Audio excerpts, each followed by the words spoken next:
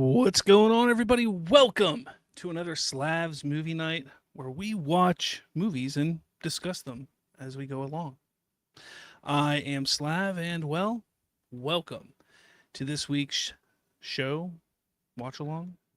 It's Batman Begins. Yeah, we'll go with that. We'll just say, hey, it's Batman Begins because that's exactly what it is. Now, Batman Begins came out in 2005. It was directed by Christopher Nolan, starring Christian Bale in his first outing as Batman. This was a movie back in 2005 that I actually did not go and see in the theaters. I was working at a video store at that time called Hollywood Video, and the I guess the excitement around this film just wasn't there for me. Let's not forget that prior to this, we had a movie like Catwoman, which was horrendous. Before that, we had Steel. I mean, there just wasn't much going for DC leading up to this movie. So when they announced Batman Begins, I was excited, but I had no hype. I was just kind of like, I'll see it when it comes out on video. And that I did. And it quickly became one of my favorite films, go-to films to watch around that time. And since then, I have become a huge supporter of this movie, saying that honestly, I think this is one of the best Batman movies, if not the best Batman movie that we've gotten to this point in the history of Batman. But we're going to go ahead and get things started here. And as always, I will be watching this on streaming and via HBO Max. I am starting at the what is the time? Let's see, the 000 mark as the Warner Brothers logo starts in 3, 2, and 1, and that's where you can see it right down there. So I will pop it up occasionally for you guys to know that we are on the same place. All right, so I am not hearing anything though. Why am I not hearing the audio? That's disappointing. Oh well. Douglas Fryer says, hello, Slav. How's it going, Douglas? Glad that you can make it. I'm definitely glad you can make it. Let's see, what is going on with my sound?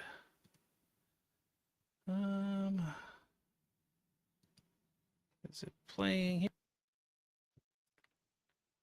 I do not hear the sound. Why am I not?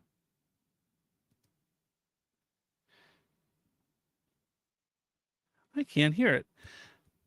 Ah, there we go. Need to play it on my headphones, though. All right, let's see this.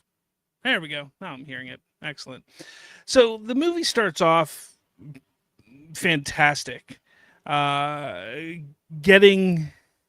a little backstory with Bruce Wayne, seeing him have this relationship with, well, first off, a friend, which is really different and nice, but we see the relationship build with his father, most of all, and even Alfred to an extent. Douglas says, I just put Batman Begins on. He says, in the greenhouse. Yeah, absolutely. But I'm at the part where he was in the, fell in the well, and the bats are coming and, attacking him. But it's a dream. He wakes up, he's in a jail cell as an older Bruce Wayne. I think the greatest thing about the beginning of this movie is how it's not about Batman. It's not about the Dark Knight. It's not about him being this persona to fight evil and the bad guys. I love how the beginning of this is about conquering fear. And he needs to conquer his fear, his inner demons, to become who he becomes. And I think that's the one thing I truly love about this movie. And I think they handled it perfectly. The Movie Talk Now says, Batman Begins, let's go. Yes, let's go. Let's go. That's a great line. You're not the devil, you're practice. And it's interesting to see like this anger and conflict within Bruce Wayne as he's fighting all these prisoners, and he's it's just raw, relentless, just ability that he has. He has no skill. It's just he's raw emotion is what's driving him here.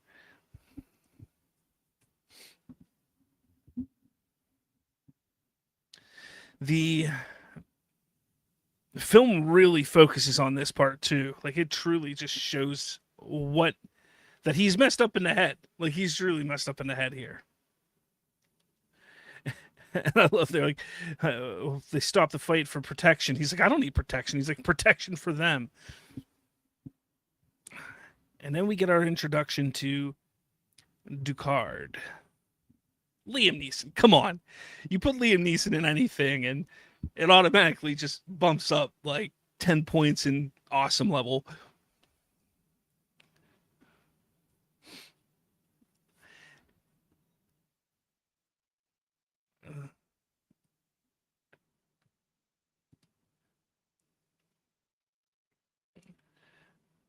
My name is merely Ducard, but I speak for Raj Al Ghul, is how he says it, not Raish, Raz Al Ghul.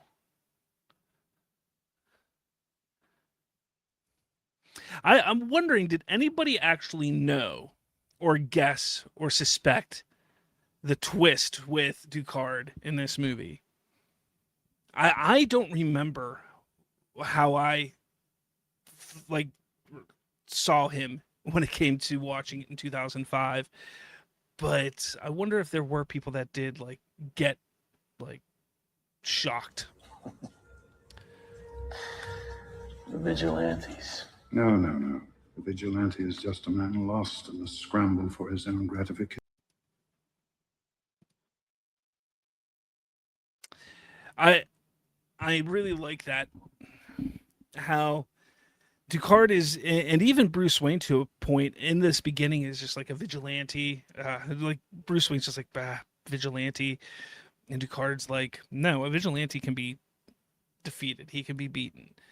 I love again the writing and the little bit of foreshadowing in a way that happens in this movie. Now, obviously, we know it's a Batman movie, so we know he's going to become Batman to be this Dark Knight, this vigilante.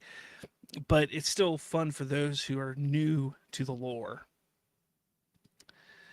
Movie Talk says Liam Neeson is such a good villain. He really is. He's always been a fantastic villain, and when he plays a villainous role. And then they kick him out of jail. They're like, yeah, get out of jail. You're too dangerous for us here. They kick Bruce Wayne out. And then he goes on his little journey. Now, it's really interesting to we just watched Man of Steel last week, and you can see that it's the beginning of this movie is very similar to the beginning of that movie. The way that it was written with flashbacks, almost like with Bruce Wayne, it's like dreams. He has these dreams of flashbacks, whereas in Man of Steel, Superman has these visions as he's moving along on his journey to find himself as well. But they each had to find themselves. They each went on a journey. I think that's partially why a lot of people try and say that Man of Steel was more of a Batman movie than a Superman movie because of the similarities here. Again, I still hold Man of Steel up as my favorite superhero film. But yes, I do see the similarities. Again, it was written by Goyer and Nolan, and you figure like there's going to be similarities in creating an origin story. That is. Douglas asks, do you think Christian Bale is better Batman than Affleck? That's actually a really good question, and I actually have this question that I wanted to pull up here is, does Christian Bale have the best Bruce Wayne, the best Batman, or both? That's kind of a question that I'm really questioning. Now, I am a huge fan of what Ben Affleck did as the character in both Bruce Wayne and Batman. I wish we could have seen more. I truly do. I wish that we could have had so much more with Affleck. Christian Bale at the time, it was kind of like, this is fantastic, especially Batman Begins. Do you realize that for Batman Begins, that prior to making this movie, Christian Bale was playing in a movie called, I think, was it The Machinist? Is that what it was called? He was playing this role where he was extremely, extremely skinny, like deathly skinny. And he gained around 100 pounds after that movie to film this film, to be Batman. And personally, I liked the look of him in this movie compared to The Dark Knight and The Dark Knight Rises. And we're at the part now where he's gotten to the League, and those who prey on the fearful. He's telling them what he desires and what he's looking to get. Let's see. And Ron says Christian Bale can arouse you.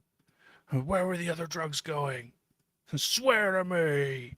That's the wrong movie, man. Wrong movie. Movie Talk Now says when it comes to Christian Bale versus Affleck, Movie Talk Now says it's neck and neck for him. He says Affleck is a better Batman for me, but Bale is a slightly better Bruce Wayne in his opinion. Look, I mean, I can't negate that. If he would have stayed the size he was and Begins through The Dark Knight and The Dark Knight Rises, and they didn't use a terrible motorcycle suit in the second and third film, I think it'd be a lot harder for me to say that Affleck's better. But I do think Affleck is the better in my opinion. Ron says, in order to manipulate the fear of others, you must master your own. Ron says, not wrong, movie. Those lines are in Batman Begins.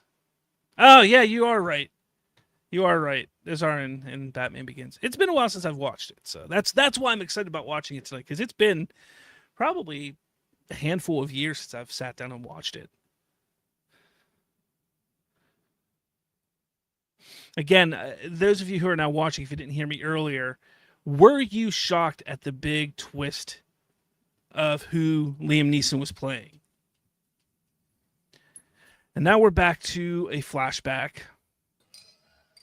And again, we start to see the relationship between Bruce and his father, which I think is huge. Something that we've never really seen in live action.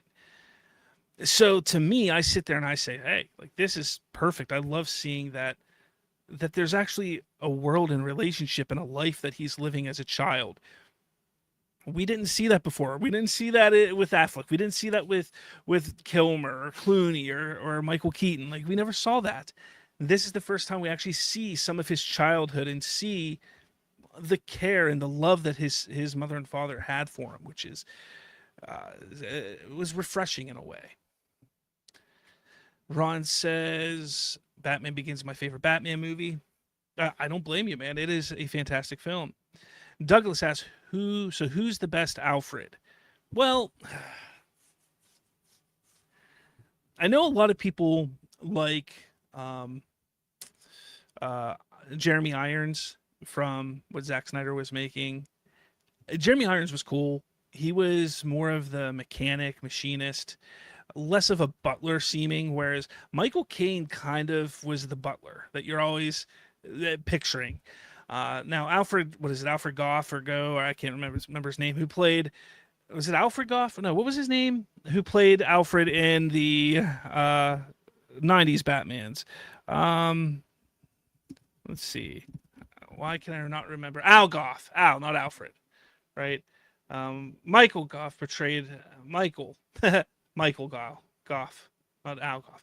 Anyways, regardless, he was the one that kind of was like in the mainstream, got the really got the butler side of it down.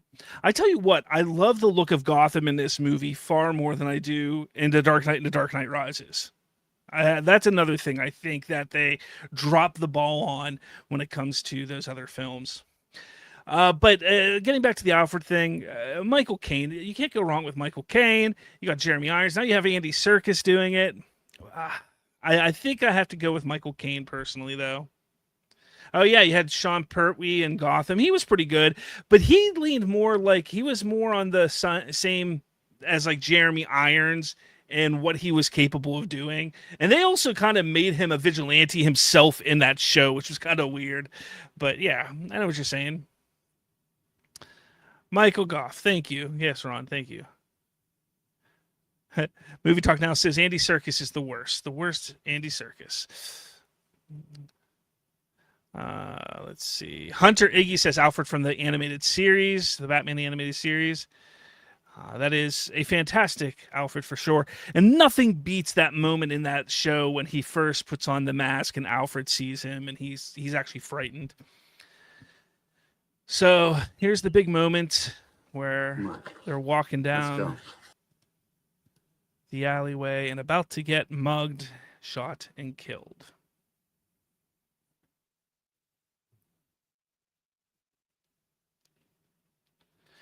I often sit here and wonder, like, do they? I mean, you take a look at what they did in 1989 Batman and making Jack actually the Joker, who is the one that killed the Waynes. Was it something that they wanted to stray from completely with Batman Begins? Because it's not something that you have to introduce immediately. I've always liked that little aspect because to me, when you talk about the Joker's always so comes hand in hand with Batman, and it would be I've always thought it's a cool thing that he's the reason that Batman was created, and Batman's the reason that he is created. Like I've always liked that little duality between the two characters that they created and did in the first Batman in '89. I kind of wish they would have continued that here, but that's just me. Let's see. The worst Alfred is the one from that Pennyworth show. I actually never watched that show. Not a single minute of that show. I did not. But yeah.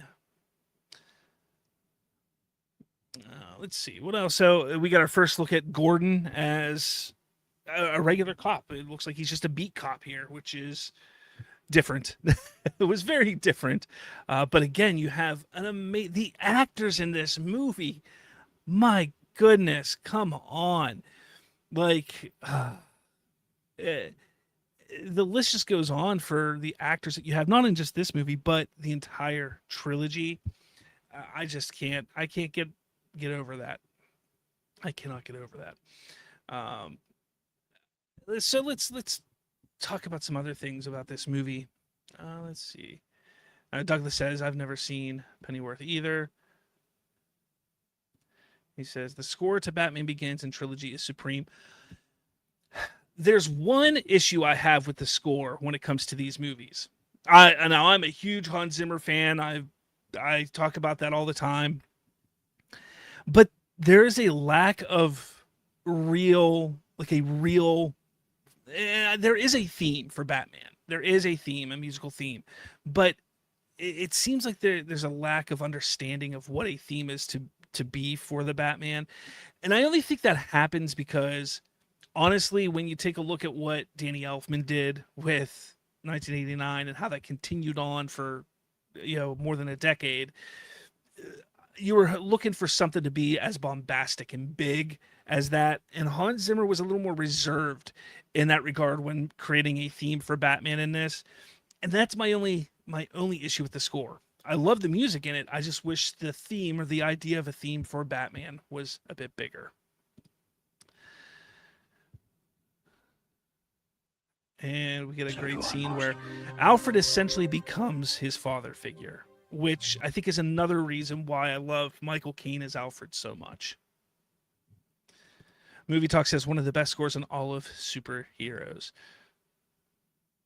Which one are you talking about? The original Batman one or the score for Batman Begins, The Dark Knight and Rises?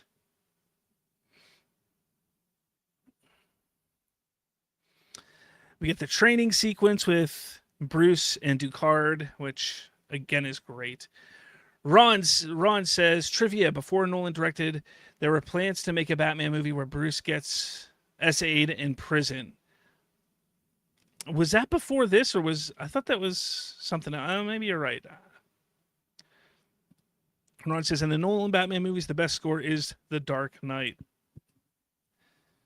Dude, the scene where he's like up on the poles and fighting, like his build is, it's exactly how I would picture Batman. And then he just loses all that. Uh,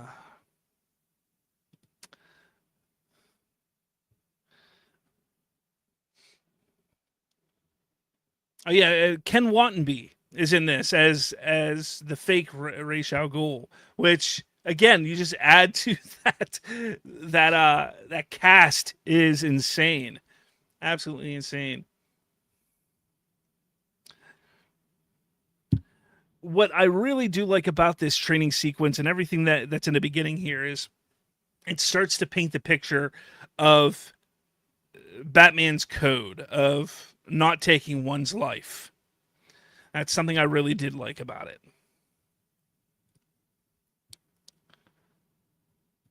Douglas says, this is another topic, but recently in the UK, BBC show a documentary about Jared Leto, and it's shocking. Yeah, there's some issues with that, man. You're right, Ron. Bale does overuse the voice in The Dark Knight and The Dark Knight Rises. He that's probably the weakest part of his portrayal is the voice. It's not as bad in Begins, but I think that's because it was the first time using it, and they tried to keep him even in the shadows and more mysterious, and then they kind of got away from that in the Dark Knight and Dark Knight Returns, or Rises, Dark Knight Rises.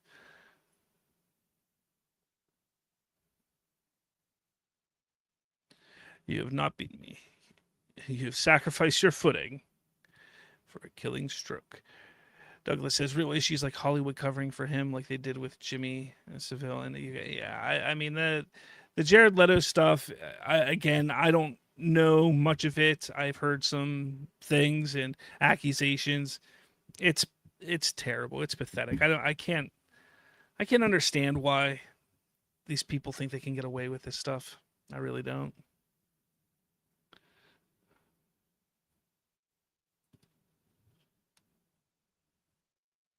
So we're 20 minutes in, and we're still in the training prior. We have yet to see Batman yet. Very similar to how Man of Steel was in the first 20 minutes of that movie. There was no Superman, and it took even more time than that. Again, the parallels between Batman Begins and Man of Steel are incredible when it comes to the way the story moves. Let's see. So I'm going to ask this. Is this the greatest live-action Batman origin story? Not best live-action Batman story, but origin. You know, we within the first 20 minutes, we get his entire origin here of why he becomes Batman, who Bruce Wayne is. So that's the question. Like, is this the best origin? And I kind of talked about it in the beginning of the movie. We've never seen something this in-depth before. You know, we're still getting some flashbacks. We see him now as he's an older teen, about to go see the trial of the man who killed his parents, and you just see things snap on for him there. It's nice to see that they took such care with the character and the movie in this way.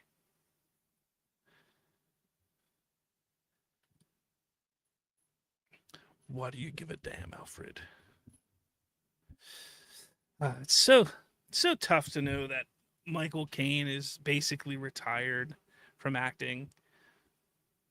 I don't think I've ever seen something Michael Caine was in that I didn't enjoy to some degree. That man was a treasure of an actor.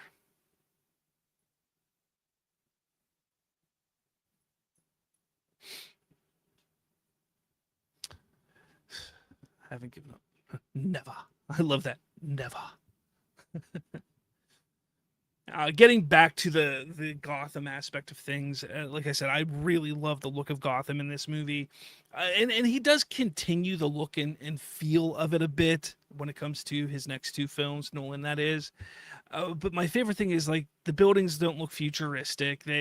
They wanted it to look like Chicago or like New York, like a real American city instead of that weird gothic fantasy that Tim Burton created and not really created but gave us in 1989. And then it got even crazier and more unrealistic with Batman Forever and Batman and Robin.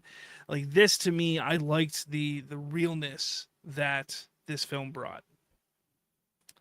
And we got pre-Tom Cruise Katie Holmes. Anyway. No, I didn't. And she That's your is mom. short. I mean, this was only what, a few years after Dawson's Creek ended, if I'm not mistaken, right? I don't remember. When did that end? Like 2002, 2003, something like that. So she was still like a hot, commodity. Like people really wanted to get Katie Holmes in films and do things. To me, I know that they changed the casting when it came to The Dark Knight with Maggie Gyllenhaal taking over for Katie Holmes. But I personally would have liked to have seen Katie Holmes continue. it would have felt a lot different in The Dark Knight had it still been Katie Holmes, at least in my opinion.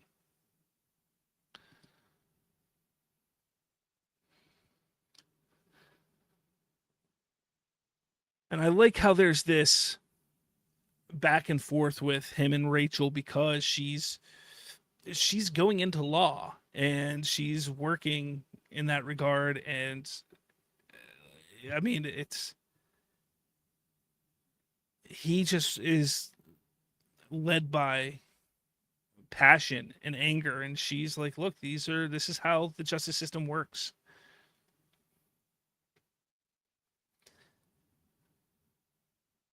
And then you have Joe Chill acting very remorseful in this scene. But the look on Bruce's face is just so intense.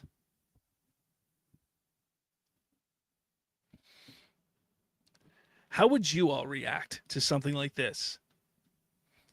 I know a lot of people always sit down and with the big Spider-Man movie that's out and everybody loving it, there's been a lot of talk that the reason why Spider-Man is so big is because everybody thinks and believes like you can become Spider-Man. If you just get bit by a radioactive spider, we would all be Spider-Man. But the only thing that's really keeping some people becoming Batman is their parents being killed in front of them as a kid.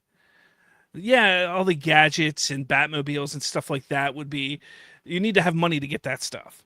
But that's not what makes Batman. And somebody else kills Joe Chill, obviously because he's got information and going to reveal things and kind of takes out the wind of Bruce Wayne's sails that he wanted to do it. He wanted to shoot him, but he has to see him die in front of him. He needs to watch it happen.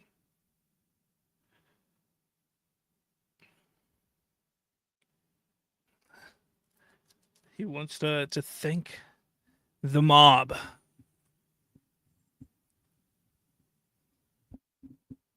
Bruce. Justice is about harmony. Revenge is about you making yourself feel better.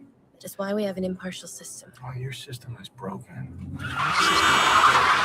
I've always been confused about this turn that she makes and then goes down into what looks like a parking lot, but then comes out and she's somehow in the Narrows. This city is It's rotting. always been a really They talk weird about the Depression cut as if for it's me. history, and it's not. Things are worse than It ever looks like down it's here. like an Falcone underground floods our streets city. with crime and drugs, And preying that, on the first time I desperate, watched creating it, that's new what I was Joe thinking. I was like, Chills did they every go day. under the Look how- city? Is there like another town and city under Gotham City? But no, it's not what it is.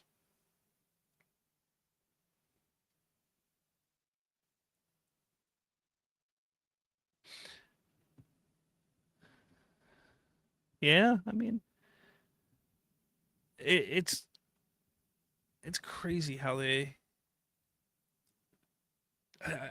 can't get over how they show the progression of Bruce Wayne in this movie. It's amazing.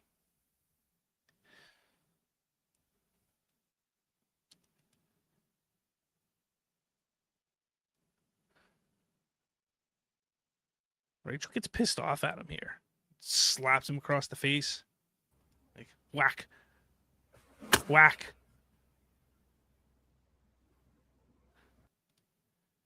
The only person that really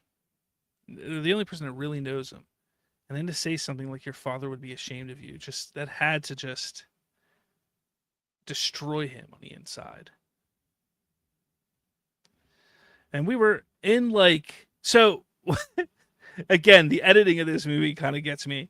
So at one point there, it's daytime because they just left the trial. Then they go to the Narrows and it's like really dark, and he gets out of the car and now it's kind of like dusk. I never understood. I never understood the editing of this this movie. I think that's kind of Nolan's biggest issue, is the editing of his films sometimes, but that's just me. Douglas says this film made Batman popular again, even though it didn't make massive amounts at box office. It really did, but again, you have to remember, you have to look at everything at scale and how it was. I mean, 2005, like I said earlier, we're talking about the last movie before this for DC was Catwoman, which was a absolute disaster. Yes, they talked about different ideas with a Batman and Superman movie, and then a Superman Lives, and Superman there was one with Jade Flyby, and then they eventually came to the conclusion, oh, we're going to do Superman Returns. But Batman Begins was a fresh start for Batman, because the last Batman movie was, well, Batman and Robin, and did not get off very well. Let's not forget that they were going to do I think a Batman Year One even before this. So D-Man stops in and says, spoiler alert, Bruce Wayne is Batman. Sorry, couldn't help myself. How dare you? I've never seen this movie before. Never. What happened to my screen? What is going on? Oh, no. There we go. My screen got all wonky, but I'm back now.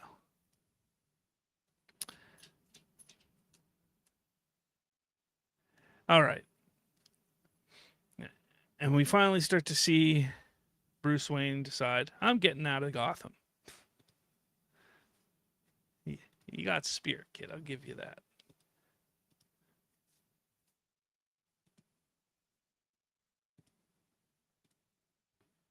Ugh. Bigged. He really didn't, but I mean, ugh. This scene specifically it reminded me of Batman comics. This whole aspect of the movie and going against the mob and things like that, and before he's Batman, I watch it and I just feel like, man, this is Gotham. This is what I always imagine Gotham when reading things. Movie Talk says, how awful of a parent do you have to be to raise your kid in Gotham? Look, sometimes you just don't have the ability to get out, and that's what happens. D-Man says that logic can apply to lots of cities in the world right now. Indeed it can. Indeed it can. They did a good job of making Bruce Wayne look young in this one flashback scene. I wonder if they filmed it before he bulked up all the way.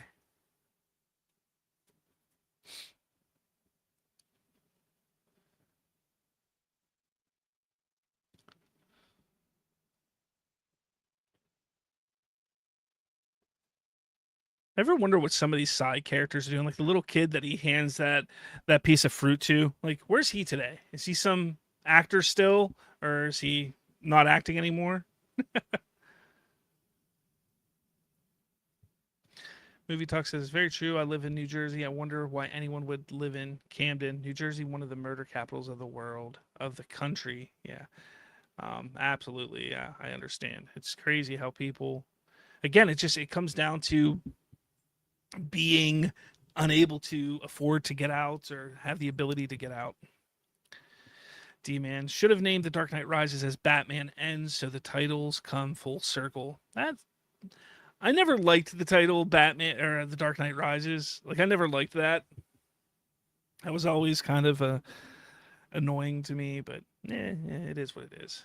I still think it's better than The Dark Knight, personally. Yes. Hot take, I know. The look of the League of Shadows, I think, is fantastic too.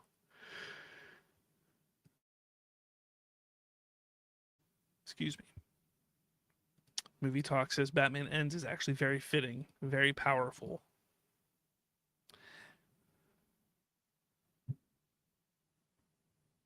To conquer fear, you must become fear. Who said that earlier? Somebody said that earlier.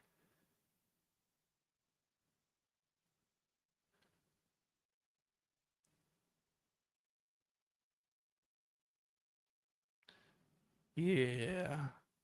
Bruce Wayne is tripping balls right now.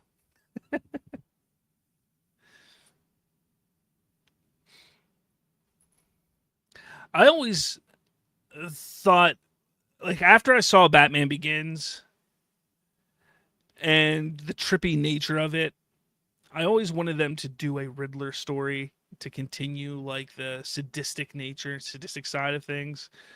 I know they went the Joker route, and that was fine, and then they had to bring it full circle with Bane being connected to the League and all that stuff. But yeah,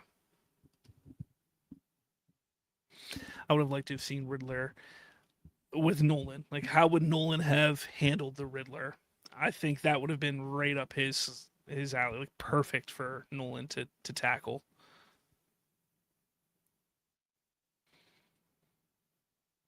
This is a weird test.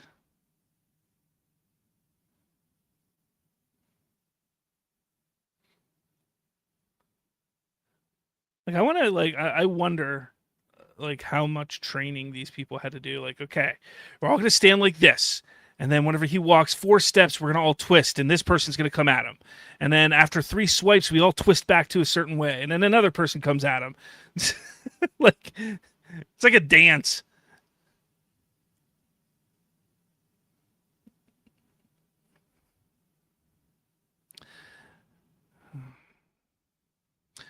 D-Man says, if there was a 4th Batman, what do you think the story would have been? John Blake becomes Nightwing and trains the kids in the orphanage to fight crime. I think the whole idea at the end of Dark Knight Rises, I'm sure when we watch it, we'll talk about it again, was for John Robin Blake, was for him to become Batman at that point in time. And yeah, I don't think that would have been a smart move, but I think that's why they decided not to continue, partially.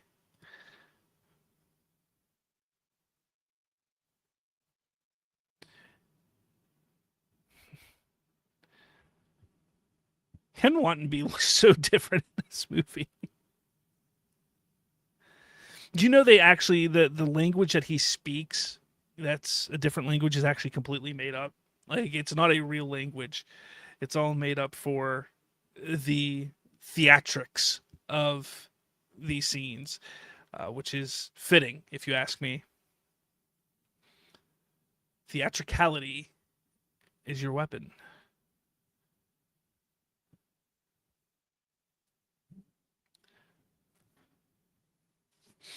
And he will not kill him. He won't do it.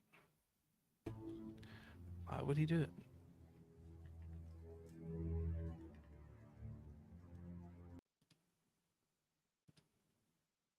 D-Man says it would have been good to continue in an animated form. People wanted to continue the Snyderverse in animated form, and the Nolan movies are far superior. I feel like they ended Bruce's story with Dark Knight Rises. As much as I hated seeing that, I mean, they ended it on a well enough note that he accepted everything that he had become throughout his life and finally walked away. I wouldn't have wanted to see it continue in any form at all, comic, animated, live action, anything. Whereas with the Snyderverse, the reason why I want that to continue is because we didn't get a fitting ending for it, and that's why I would love to see it completed in animated or graphic novel or in comic book form.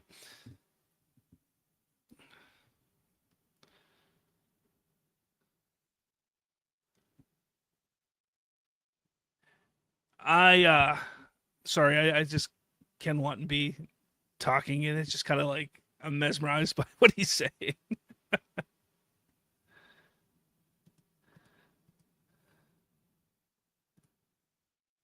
Gotham must be destroyed.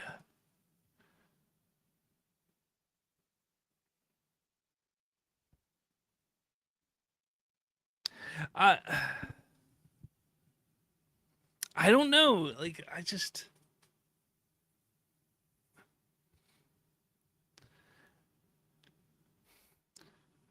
the connection to Gotham here is very forced, though. Very forced. If you ask me, I think that. But what can you do? You know, what can you do? I'm still here. Don't worry. D-Man says, can't believe Killian was up for Bruce Wayne. Bats can't see him knowing what Bale did throughout the 3 movies. Honestly, I mean, so many people always go in for those roles, and it's rare that they get the wrong casting. I mean, it was Christian Bale's performance in American Psycho that really got him this chance. Douglas says, are you excited for the Batman Part 2? When I watched it again, it was better than the first time I saw it. I'm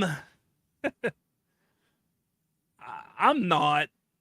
I know I should be, Batman being my favorite hero and all.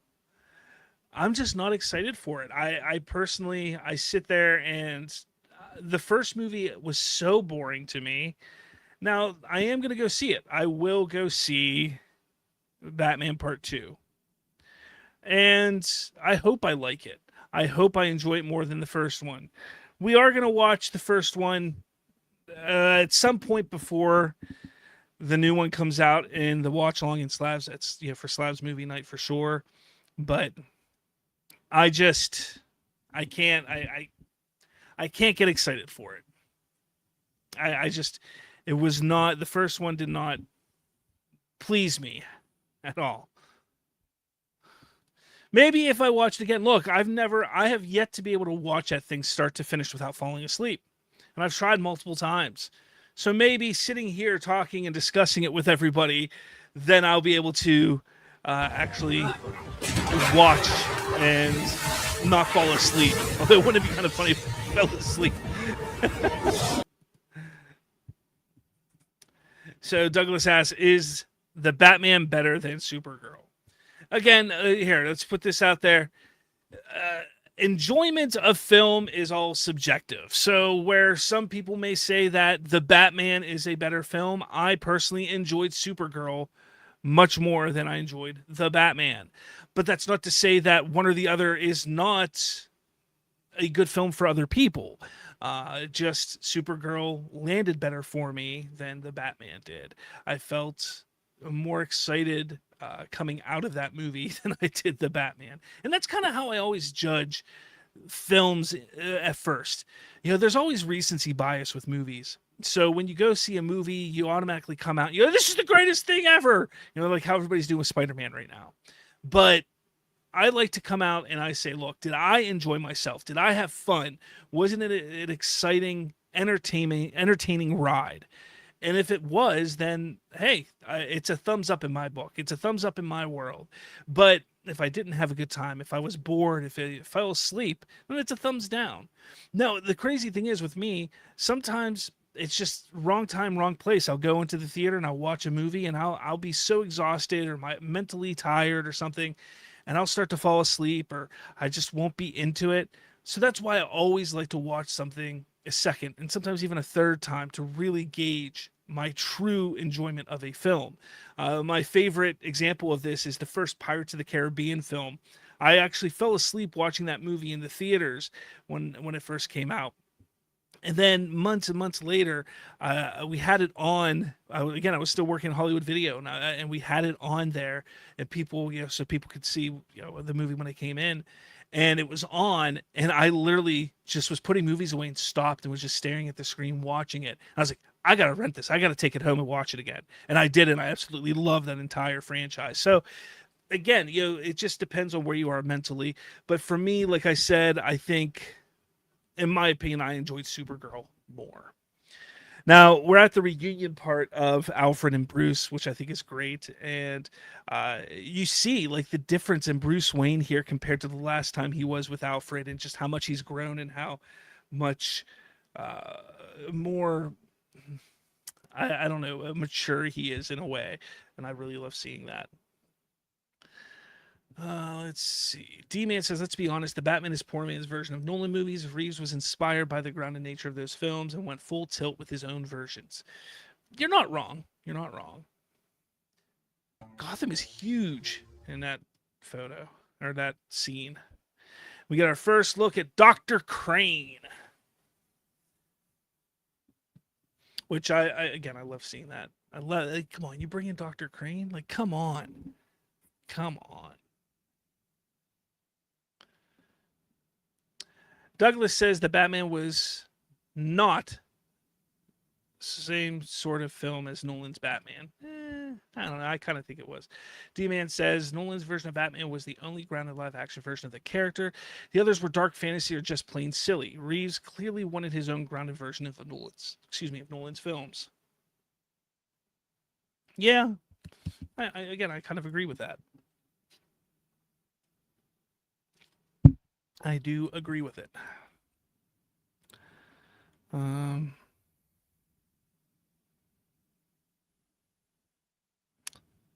Let's see. Douglas says, I went and saw the Lego movie because took a youngster and I fell asleep. Oh, man. Wait, the regular Lego movie or the Lego Batman movie? Both of them are great, but that's unfortunate. Demon.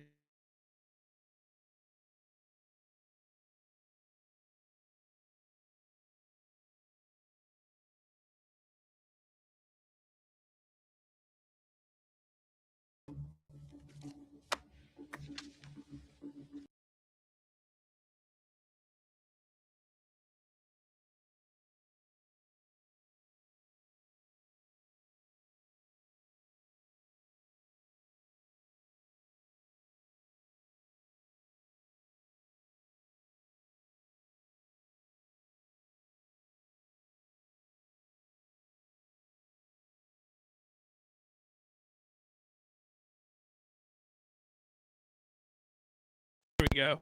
I don't know what's going on. Everything just kind of like, my stream was still going, but other things just kind of stopped working. That was weird. Let's see. But I'm back, Douglas. You said your sound gone. I'm back. Sorry about that. Like I said, like my second screen went dark, and then my mic, I guess, started working. V-Sync error now. That's not good. Hopefully it's getting better. D-Man said, choosing Reeves as a director for a Batman film, everyone would have naturally assumed we were getting a more fantastical Batman than a grounded what given Reeves' past filmography dealing with that genre. I guess so. I mean, he was always pretty upfront about what he was planning and looking to do with Batman, so... Great scene as he goes spelunking into the cave underneath Wayne Manor and confronts the bats. Again, we are... How far are we into this movie now? We are 46 minutes into this film and have yet to see Batman. I mean, that's a choice. That's absolutely a choice. But again, the origin aspect of this, you have to think that a couple of those bats would have hit him across the face, right? Like, they can't see. T-Man says Morbius copied this scene. Morbius.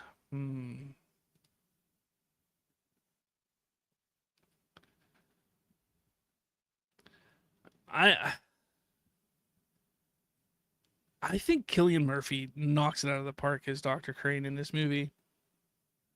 I know they bring him back in the next two installments as well in very short roles, but this, like, I would have loved to have seen them build on this even more, on him being Scarecrow. Oh, come on. It would have been. There's so much that I would have much rather have seen. Look, The Dark Knight, good movie. Heath Ledger, phenomenal. I just think building on different aspects and different angles, I think would have just been so much more intriguing than the Joker route. I just, I don't know.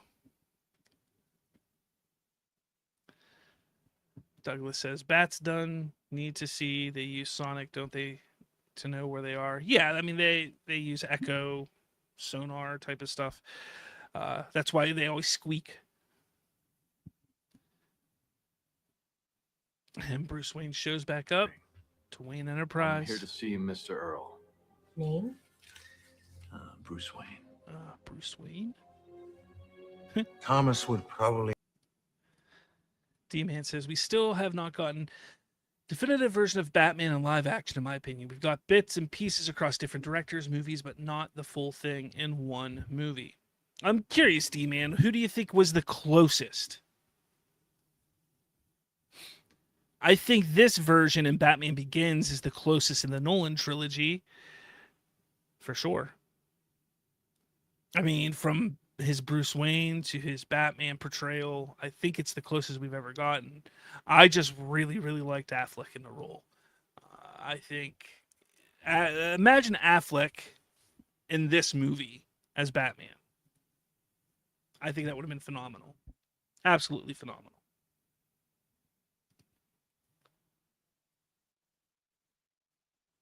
And I like how he's playing chess in this movie.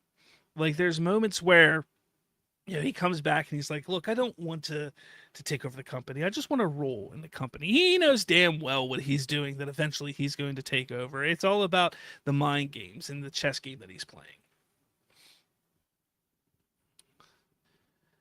D-Man says, Bruce Wayne, Batman, Bale, Batfleck for action, Pattinson as detective. Douglas says, Snyder's Batman should have had a film just with Batman first. I agree. And then we got Morgan Freeman. The actors in this movie is insane. A Batman movie.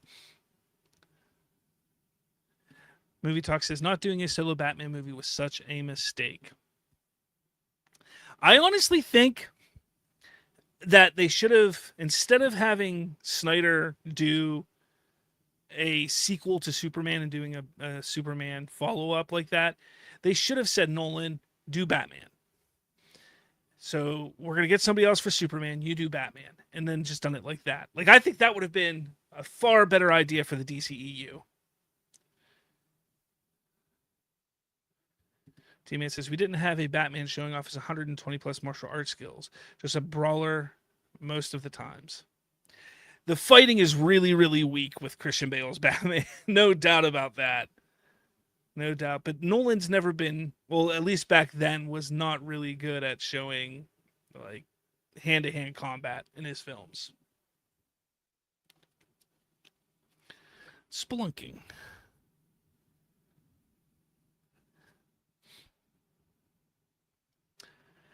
Yeah. Ron says Nolan was done after Dark Knight Rises. He wasn't going to come back even for $1 billion. No, he definitely wouldn't have. But I mean, if they would have offered him enough money, he probably would have. But he didn't need to. Like I said, the film that he finished up with Dark Knight Rises was a fitting end to these characters. Was it the best ending? Maybe not, but I think it worked. Definitely worked. Douglas says, wonder what Gunn's Batman will be like. It's a good question. I wish we knew.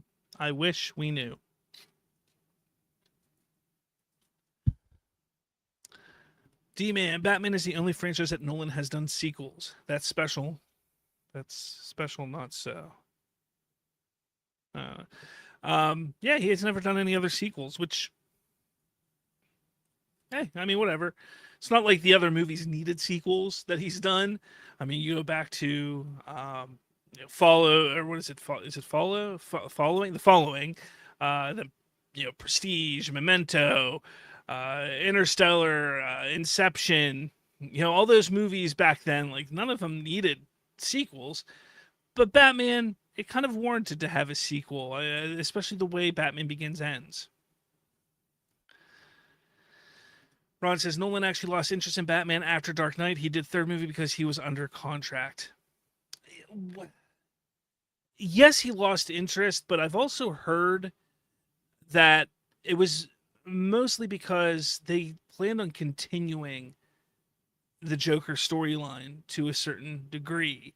And when Heath Ledger passed, they didn't want to recast it, didn't want to redo it.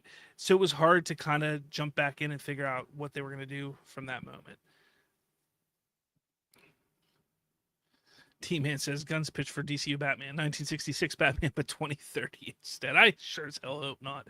Look, I have a special place in my heart for Adam West Batman, but it's not something we need to see in 2026 or 2030. Douglas says, so what do you think Nolan's best movie is? I go with Interstellar. Ooh, Nolan's best movie. I have to say Prestige. The Prestige is almost a perfect movie from start to finish. And I think that was the movie that he did after Batman Begins, if I'm not mistaken. That movie is just I can watch that like if I see it, I have to watch it. It is so freaking good. But yeah, I'd have to say the Prestige, and then probably Inception for me. It's not that I don't like Interstellar. I just think it's too long. If it wasn't as long, I probably would enjoy it a lot more. It's just a long damn movie.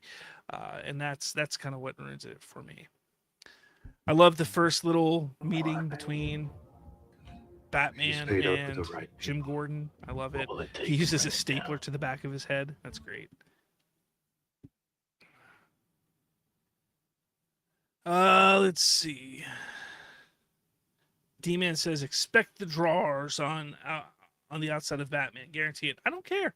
I always say, like, the suit isn't what makes the movie. If the trunks work for this iteration, then go for it. If it doesn't, then don't put them on there. I think it works for Superman, and they came up with a reason why he's wearing them and why he would wear them, and it works. It doesn't look bad. People want to make a big deal out of those things, and it's annoying. Ron says Matt Reeves, the Batman, should have been in the Snyderverse. It could have been. Let's not forget that when Affleck decided to not do Batman, they brought Matt Reeves in, and then there was discussion with continuing with Ben Affleck. But how long those conversations went and for what? Because if I'm not mistaken, didn't they say, "Oh, we welcoming Matt Reeves to the Batcave," or gonna lead Affleck? And I remember some announcement like that at a convention. So it almost was within the DCEU. Douglas says Nolan's worst is Tenet. Yeah, it's not great. Ron says favorite non-Chris Nolan Batman flick is Inception. That's a great movie. Absolutely great movie. It's called Memory Cloth. Regularly flexible. I do like how they made, they explained the technology that Batman uses. That's all. That was cool too. I enjoyed that.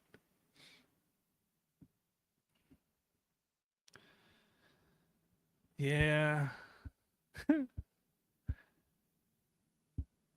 Let's see. What else do we got here? Anything. Lucius Fox, played by Morgan Freeman. I think this was a great idea that they used this character in the movie, repurposing the old Wayne tech.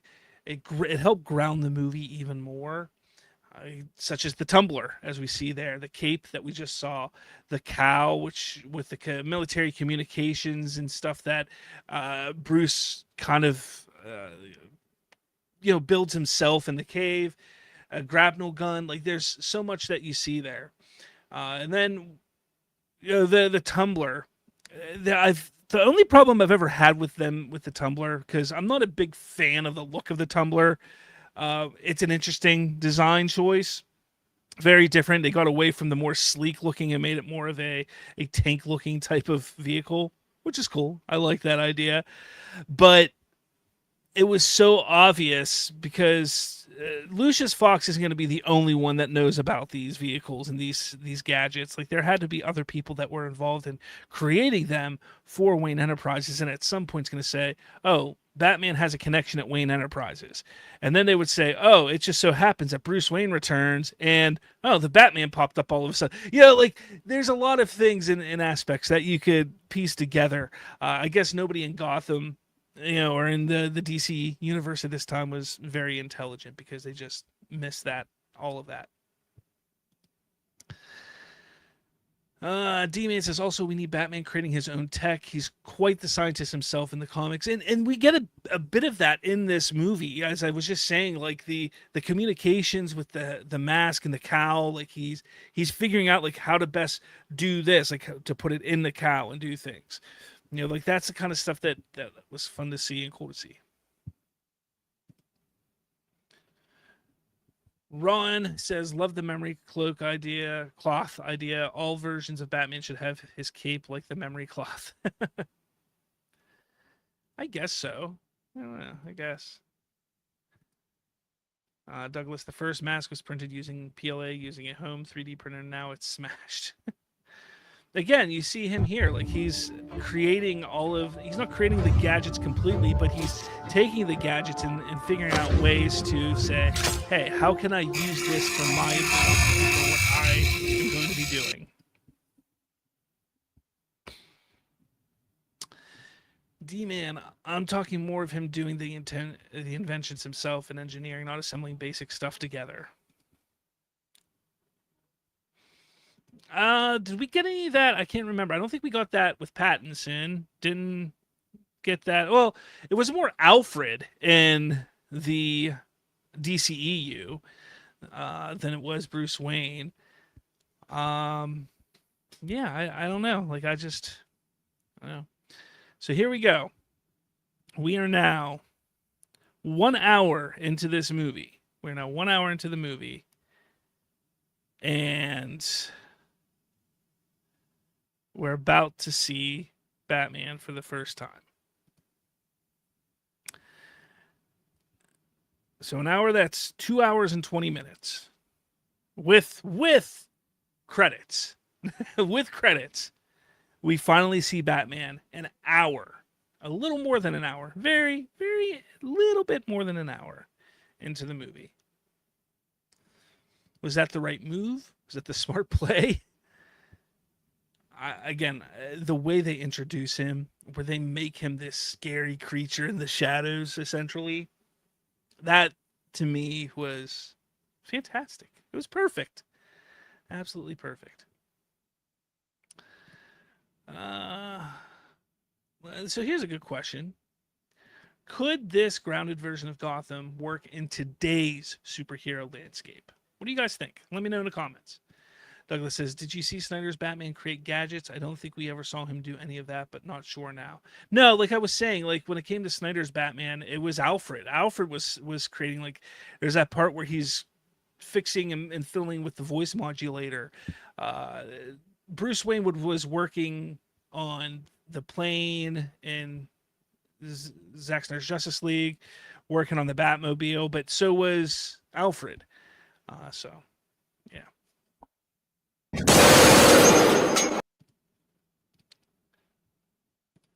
The ZX Zone. What's going on, the ZX Zone? How's it going? You don't know. What don't you know, Z?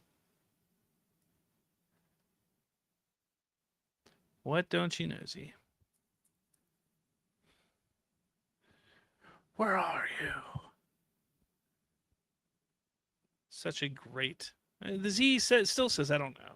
So you don't know what you don't know? Come on, man. Be real.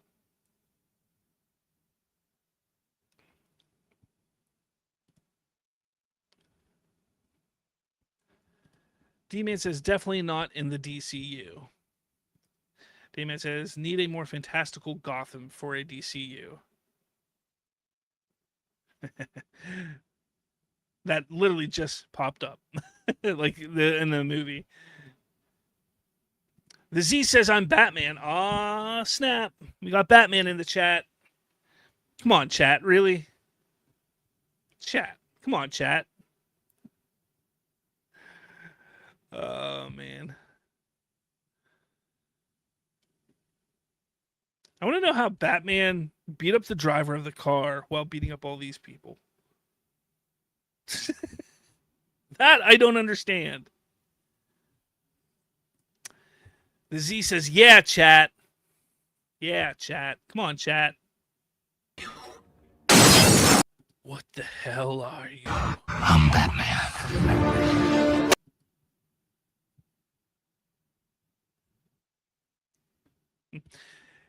Hey, the Z. D-Man wants a electric car.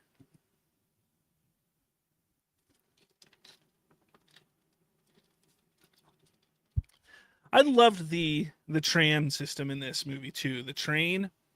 I wish they would have incorporated it more into the sequels. Like it's completely non-existent in the third movie, and they do a lot of the movie in Chicago for The Dark Knight, so they utilize their train system a little bit in some scenes, but the train system in this is far superior than that. And then we see Rachel getting jumped, and she thinks she scares him off with a little taser, and gets scared. Ah, Batman! Oh boy. Oh, what are you saying over there, Sid? Sid says, Slav, have you heard of 4KO? He's a Snyder cultist that keeps shitting on DCU. Why don't WB take down those channels? Well, I have heard of the 4KO. In my days, a couple years ago, when I would call people out all the time and criticize them for their lying and hate mongering, I know 4KO. They're not going to shut down those channels because unless they're doing things that are truly nefarious against Warner Brothers, against DC Studios, they're not going to touch it. And everything they're doing, those people like 4KO, they're just doing stuff to be assholes, but they're doing it just to rile up a crowd and get clicks. That's really all it is. D-Man says, aha, you admitted you're Bruce, not Batman. You guys are still on that there? Douglas says, 4KO said that Guardians of the Galaxy 3 flopped at the box office when it made 850-ish million. Well, nobody ever said that he was smart. I mean, he is pretty dumb. If you even hear him talk, he's a complete imbecile when he talks. But again, that's not what my channel's about anymore, so I'm not going to go on about that. Ron says, someone like you, someone who rattles the cages. D-Man, I see Sid comparing the two DCU movies combined not making enough money as Spider-Man Brand New Day did in opening weekend as a failure of the DCU. It's not, though.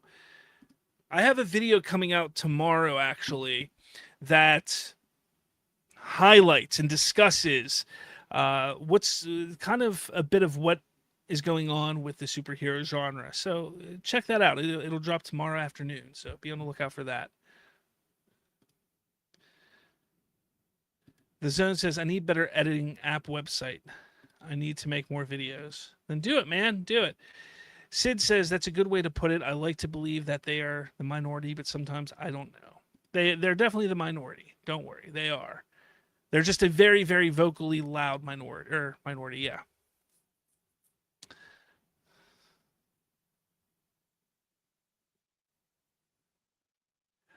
D-Man, are you talking about Sil and not Sid? Sil Abdul, is that who you're talking about?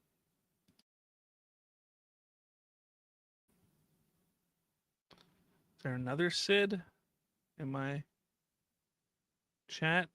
Come on, chat. And crazy push-ups.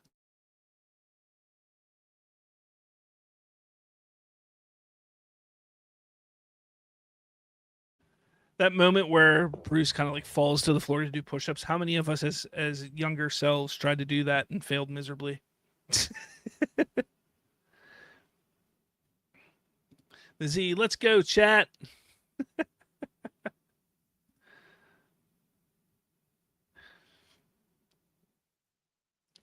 D-Man says, sorry, bro, it's Sil. Yeah, that's another one.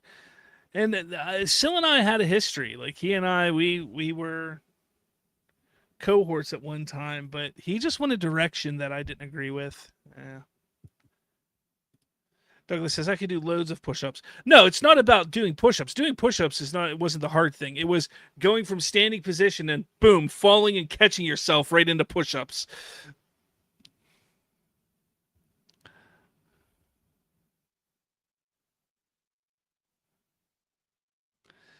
Sid says Sil was reasonable, but something happened to him. Sil used to be reasonable. He did. Like he used to have good takes. He used to be honest in his opinions. Look, I know that the guy that ran Geekosity, Mikey Sutton, who passed away a couple years ago, he and Mikey became really close. Mikey Sutton, though, when he was alive, running his website Geekosity, was very shady. He was Cosmic Book News before Cosmic Book News was what it is today. He did the same type of posting and things like that. And Sil kind of fell into that. And then when Mikey Sutton passed away, it kind of seemed like Sil was inspired by Mikey in a way. But for a while, you could tell he was kind of unsure. He was on the fence about how to handle things. And then he eventually just went full crazy. And It is not Bruce a Wayne question buys of money. the restaurant I'm buying this or hotel. And, It's not really how you do things in setting life, some but new rules about the pool area. like you can't just go up to the I maitre think d' the and just be Batman like, deserves a medal. "Here's a check. I'm And a buying this place." Like straitjacket. he can't do that. Oh, look, Harley says, "Chat tough." Heck yeah! Come on, chat. Hey, chat. Come on, chat. D-Man says people are doubling down on content that their audiences are attracted to entertain, or to certain YouTubers in this space does this. Even if it goes against their better judgment. It's true. Look, I mean, I know that I started gaining a following a couple years ago because I was going after some other people on the interwebs. But I couldn't keep it up. Like, it's not that I didn't believe it then, because I do. I still believe that a lot of those people should not be acting and talking and discussing things the way they do, but it gets to a point where it's damaging to your mental health, man. It really is. The Z says, "Yay, Harley Quinn is here." Indeed she is. Indeed she is. Sid says, "I feel like recasting Rachel was a bad idea." Yeah, we'll talk about that definitely more in depth when we get to The Dark Knight, but I think Katie Holmes was the better Rachel for sure. Harley Slavinsky says, "You should talk about Harley Quinn." Well, unfortunately, there was no Harley Quinn in this version of Batman. We didn't get Harley Quinn until the DCEU, played by Margot Robbie, which, yeah, I mean, that's unfortunate. But Harley Quinn, let's not forget that Harley Quinn wasn't introduced in the comics. She was introduced in an animated show first and foremost before being introduced into the comics, and then eventually became a live-action star played by Margot Robbie. But personally, I've always liked Harley Quinn. I always thought that she was a fun character, and I named my daughter, after her essentially. So hey, you get what you get, right? Sid says Katie Holmes was hotter too. Sorry, liberals. I don't know what liberals have to do with that. I'm pretty sure Katie Holmes is probably a liberal also, just like Maggie Gyllenhaal. Also, I don't know what that has to do with anything. The Z says, "So can you play soccer with me tomorrow?" I work. Z, I work. Sid says, "I'm a liberal, by the way, so I don't know why I said that."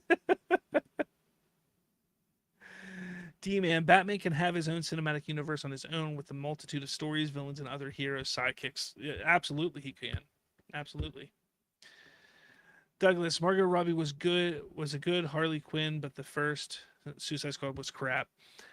I enjoy it to a point, but you're right. She was a fantastic Harley Quinn, despite that movie. I did get to read Ayer's script for his true vision and version of that movie, and obviously the script I read wouldn't have been verbatim on the screen, but it was definitely the first look at Scarecrow.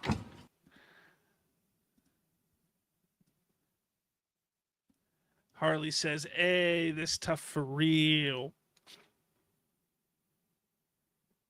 I don't understand your lingo.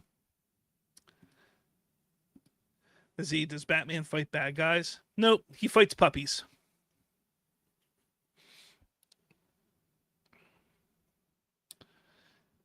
Another great scene with Jim Gordon and Batman here. Storm's coming. Storm's coming. The Z fights puppies also. That's not good. Harley asked, does Red Bull give you wings? No, it doesn't. It doesn't.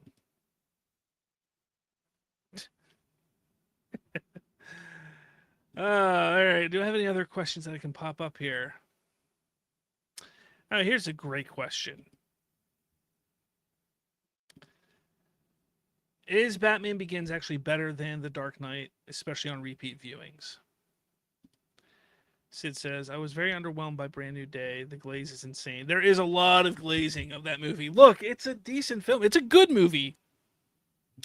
But I saw something on TikTok today where somebody was like, hey, was this movie? And they went backwards from Brand New Day all the way back to Endgame, essentially.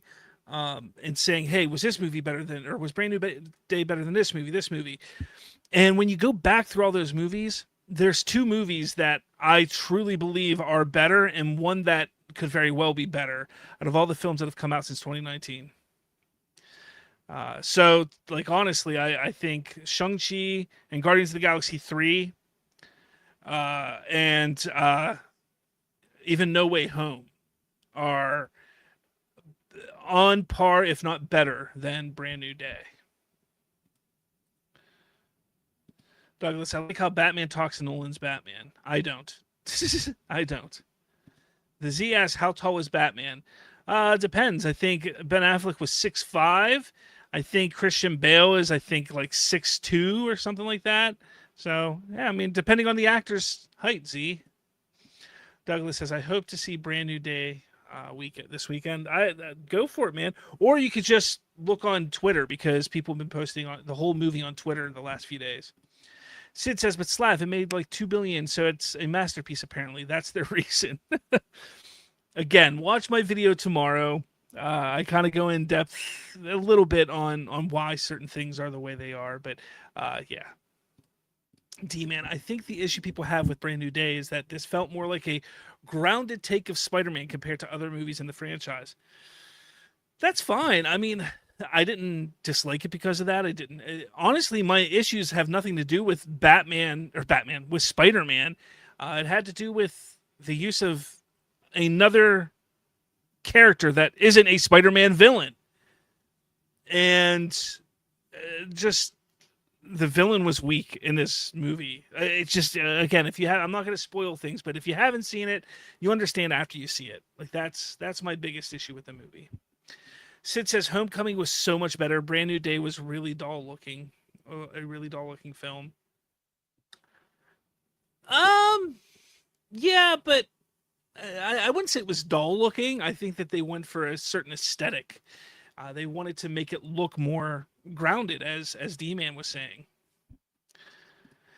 D-Man, the transition to this version of Spider-Man is probably jarring to people. Maybe.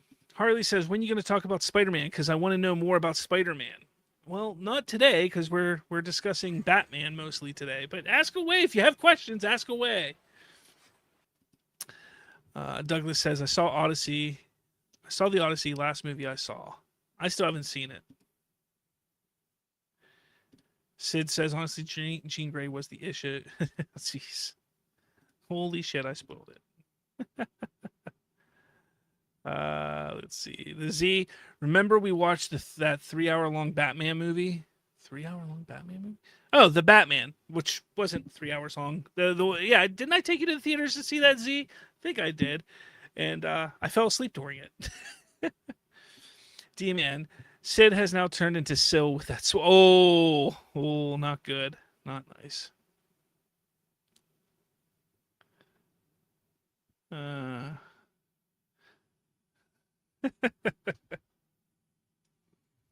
Crazy scarecrow scene with Batman. You look like a man who takes himself. You look like a man who takes himself too seriously. Harley says it's amazing. Go watch the new Spider-Man. It's the best movie ever. You did it, Harley. You said it. You said the thing. We should have like a Pee Wee Herman thing when somebody does. Ah! You said the thing.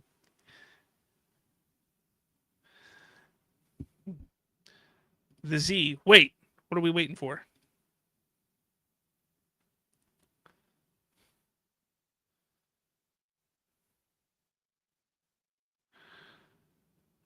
This movie's so much better than The Dark Knight and The Dark Knight Rises.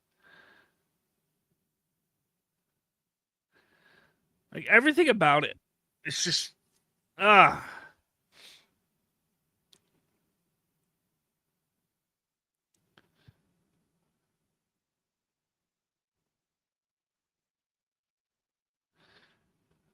Alfred.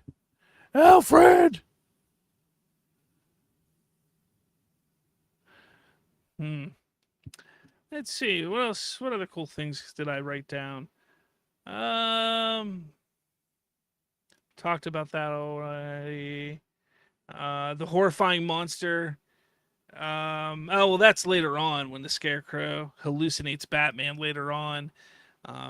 It was actually a practical costume with some CGI enhancements, which was really cool. The bat signal. That's the end. Let's see. Nolan used an enormous amount of practical filmmaking effects with this, with real explosions, vehicles, the large physical sets for Gotham, miniatures, as well as practical stunts. And CGI was mostly used to enhance all of these aspects, which I think really helped the movie a good bit.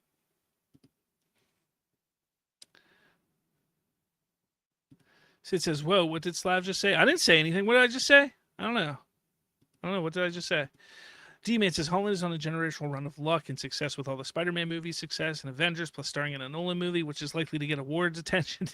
Well, I mean, look, I've been saying this for probably a year now, that Tom Holland is going to be the first actor, but now it's actually, I didn't realize at the time, but John Bernthal, Tom Holland, and Zendaya are the first 3 actors to ever star in the #1, #2 movie currently in the theaters, but they are also going to be the first actors to ever star in movies that came out in the same 2 movies that came out in the same month to gross $1 billion.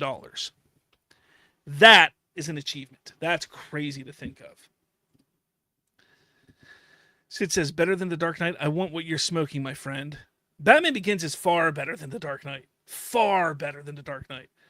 Look, The Dark Knight, I get it. It's an enjoyable film. It's an enjoyable film. But watch Batman Begins. Watch just from beginning to end the way that the movie's shot, edited, the pacing, everything about it is just a better movie than The Dark Knight. The Dark Knight is a good film. It's an enjoyable film, and I think it's more enhanced because of Heath Ledger's Joker. Had they not had that performance, had they had something that was lesser as the Joker, I don't think people would be talking about The Dark Knight as they do today. But again, there are a lot of issues with that movie, such as pacing and editing and the action, and some of the scenes just are not fully fleshed out. So for me, Batman Begins feels more like a complete, full movie, whereas The Dark Knight it's good. It's not as good. Douglas says Batman in this movie is not as strong as he is in Snyder's. No, not at all. He's also in year 1 in this movie, and the Snyder one is in like year 20. Sid says, I will say without Heath Ledger, The Dark Knight is just okay. Yes.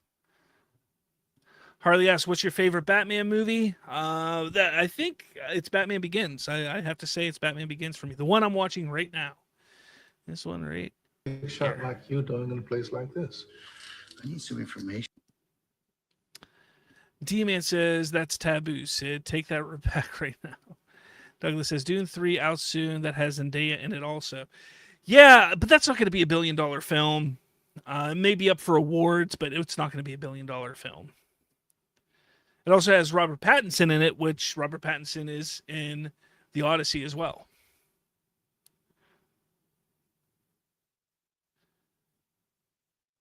D-Man says, you threw yourself out the window because the Z said Batman got mad at me and just threw me out the window. That's not very good. Douglas, do you hope that they make a R-rated Lobo movie? I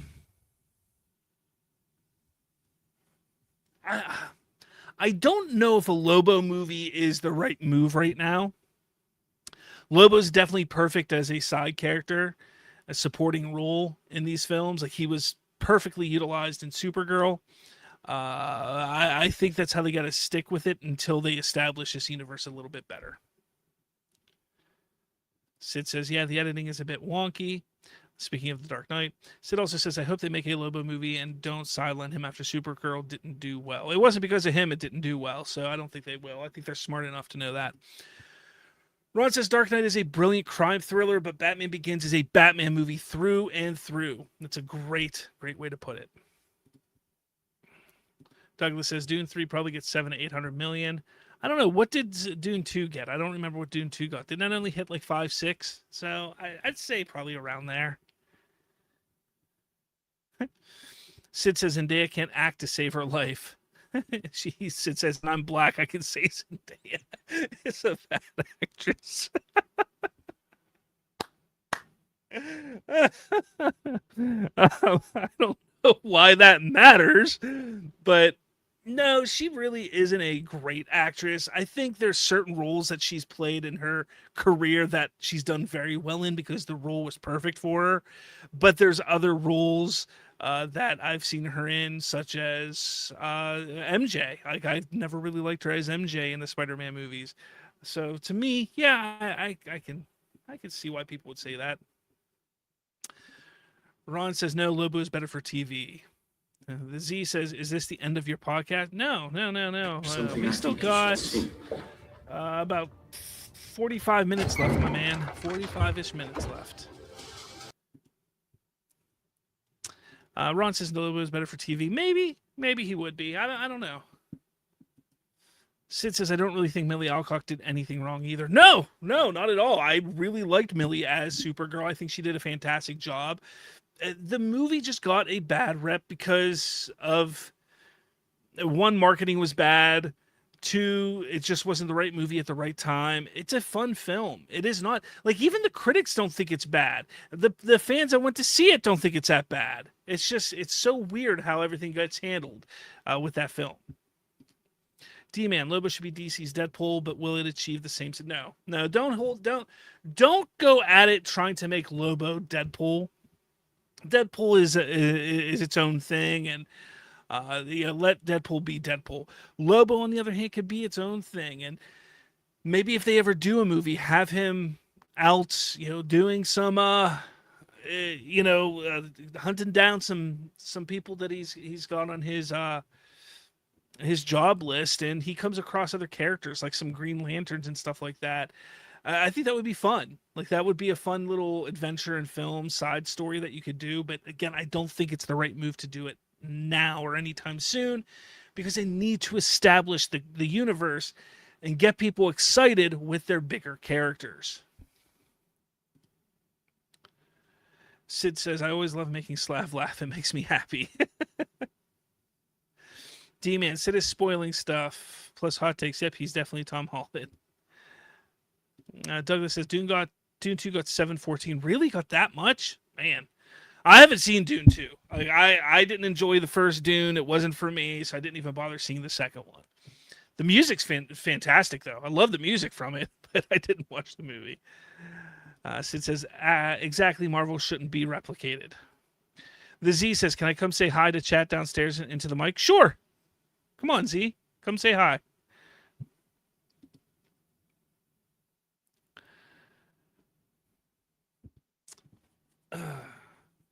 Again, the fight scenes are so bad when it comes to Batman. They're so rough. It's unfortunate. And then we get this scene here, which is nuts. Taste of your own medicine, doctor. Taste of your own medicine, doctor.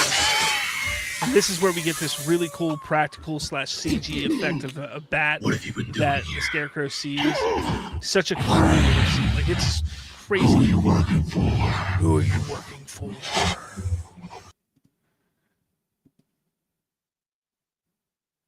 D-Man goes, you're in Slav's house? The call is coming from inside the house. I said yes. Yes, yes, I did.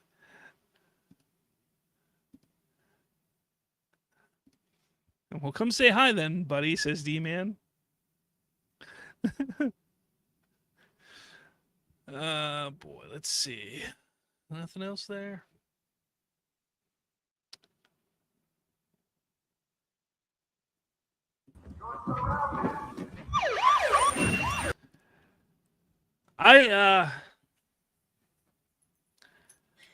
Do we think Clayface will succeed? Sid says. We'll get to that in a second. Hold on a second here. We have a couple guests that want to say hi. Oh, Batman! That's Z. And Harley, my daughter, is too afraid to come over to the camera and say hi, but she's here as well. Maybe. Oh, there we go.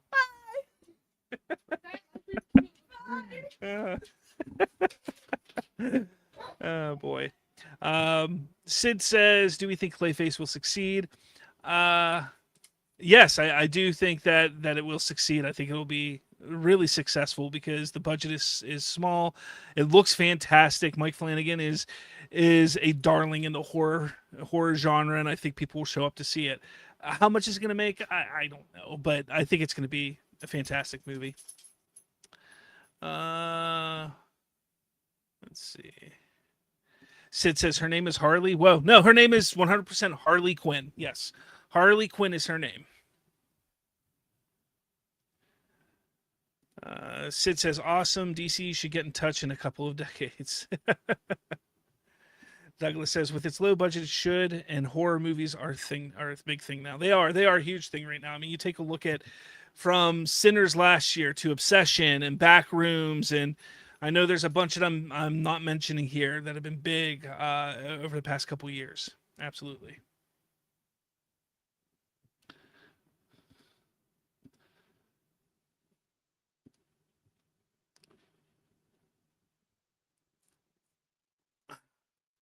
Oh yeah, the sonar part with the bats is fantastic. I love this moment.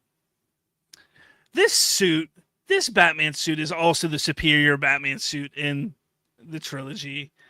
Like, this suit is so good looking.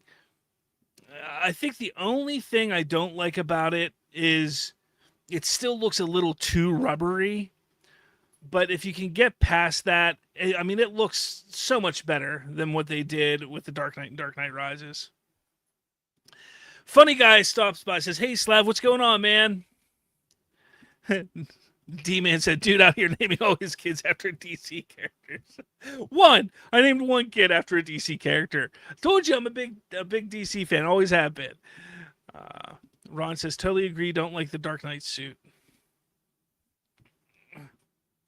And we did spell the name differently. It's not spelled like Harley, like the motorcycle. It's spelled slightly different. But it's still got the point across.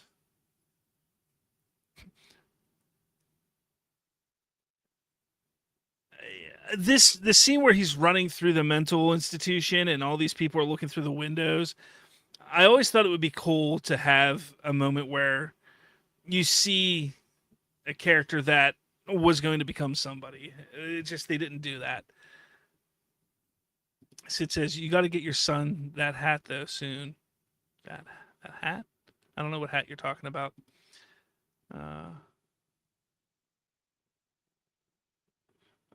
I don't. What are you talking about? Hat?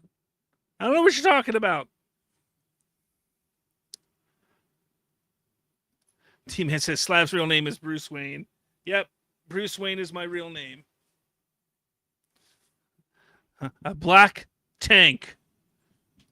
Oh, my hat? This? It's just a cabbie. It's just a cabbie hat. Just a cabbie hat. Nothing.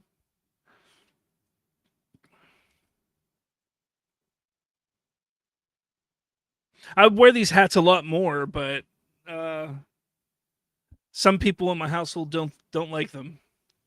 Yeah, like what people wear for golf, especially back in the old days. Yeah, exactly. I love these hats. I love them. I like them. That was kind of a thing back in my old podcast, or not old. I mean, the podcast's still going, but back when I started it, like almost 10 years ago, our thing was we would wear these hats whenever we would be on camera, my co-host and I. The Z says he embarrasses my mom wearing it. Thanks, Z. Thanks. Go put my stuff all out on Main Street here. Funny guy says the Jacksepticeye hat. I can't say that. Words are hard.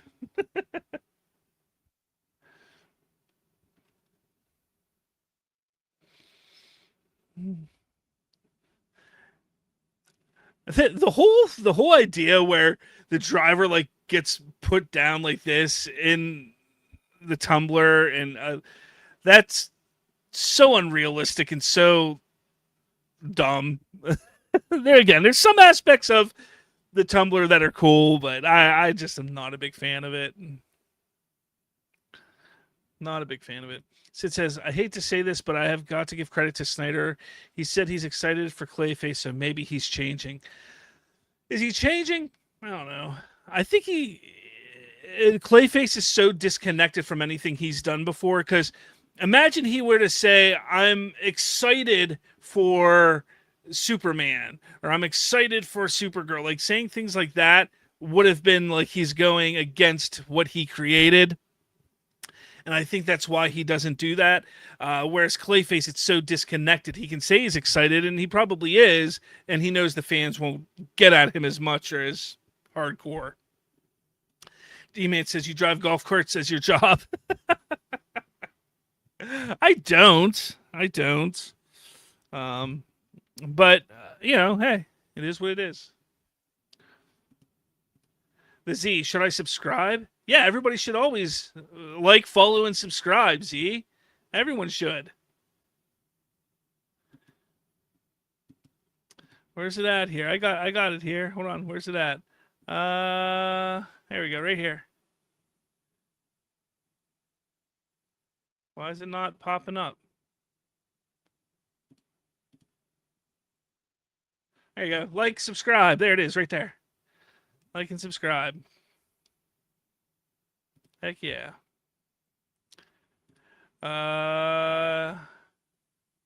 Sid says, hey, a job is a job. You're very right. A job is a job. Doesn't matter what you're doing. Funny guy says, I mean, Gunn and Snyder are friends. They very much are. Sid says, you deserve more subs. Thank you. I believe I do too. Emo Nerd Girl stops by. Hello, how's it going? Haven't seen you for a while. Glad you could stop by. Just watching Batman Begins, talking Batman, talking Dark Knight, talking DC in general. It's a good time. Glad you can make it.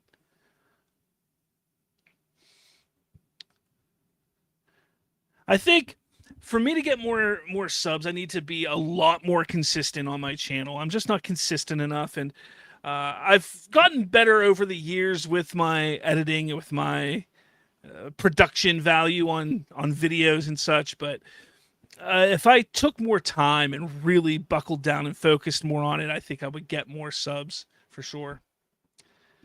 Sid says, one of the things that I really like about Slav is that I found him very diplomatic. Oh, well, thank you. I've never heard anybody call me that, but thank you. Funny Guy says, I use CapCut for editing. I use LumaFusion on my iPad. I'm a big fan of editing and doing things on my iPad.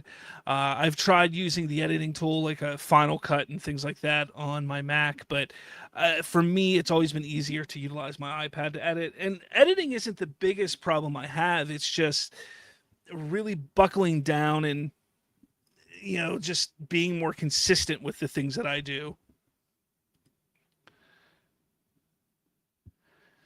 D-Man says CapCut is good and it's free too. It is. It is indeed. So we're here. Rachel's waking up, hearing bats screeching. The one thing I always liked about this aspect of the movie is it's so reminiscent of 1989's Batman, where Batman had to save. If I hadn't, your mind what's would her now face? be I can't lost. remember her name in the You were movie. poisoned. But how she's like kind of hallucinating and everything too. Let's see. Emo Nerd Girl says Batman. I like the Ben Affleck one's the best.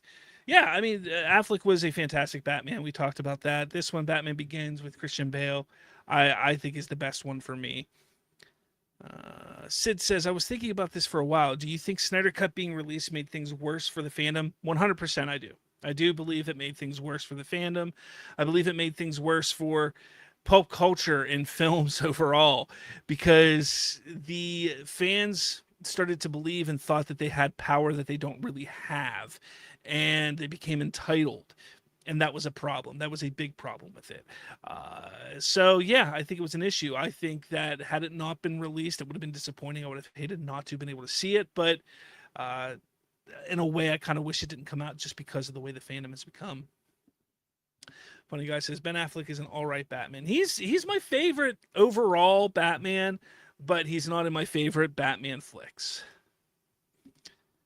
Sid says, like, maybe it made people think they could control Warner Brothers. It's exactly what it did. I mean, it just, these people felt entitled, felt overly entitled to a point.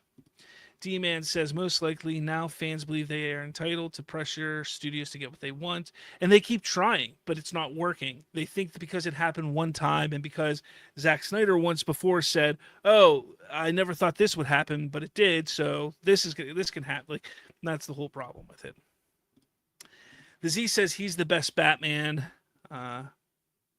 They can stand aside. Funny Guy, Snyder Cut created stupid tribalism. D-Man says, was the Snyder Cut all that much better than the theatrical cut? Did you not see either one, D-Man?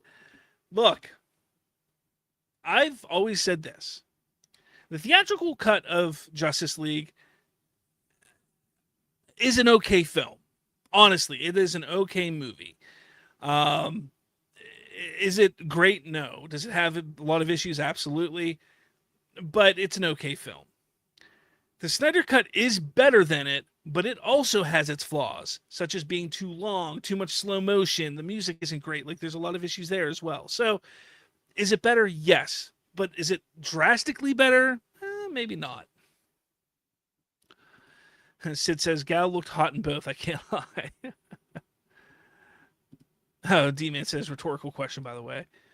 And says, too bad she can't act, Sid says, about Gal. This is a funny scene when Alfred's trying to put Rachel in the car. We're at the third act of the movie.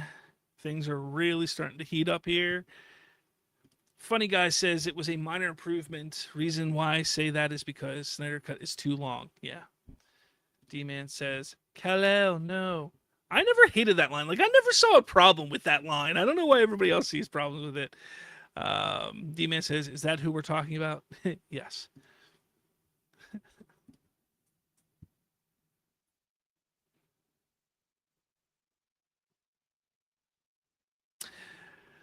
I also love how in this franchise, this movie, first off, Lucius knows almost immediately that Bruce Wayne is Batman.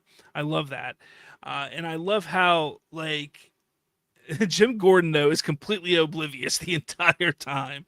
But no, I do like Lucius Fox knowing from the very get-go and just being like, hey, I mean, you're gonna put this stuff to good use. I'm sure of it.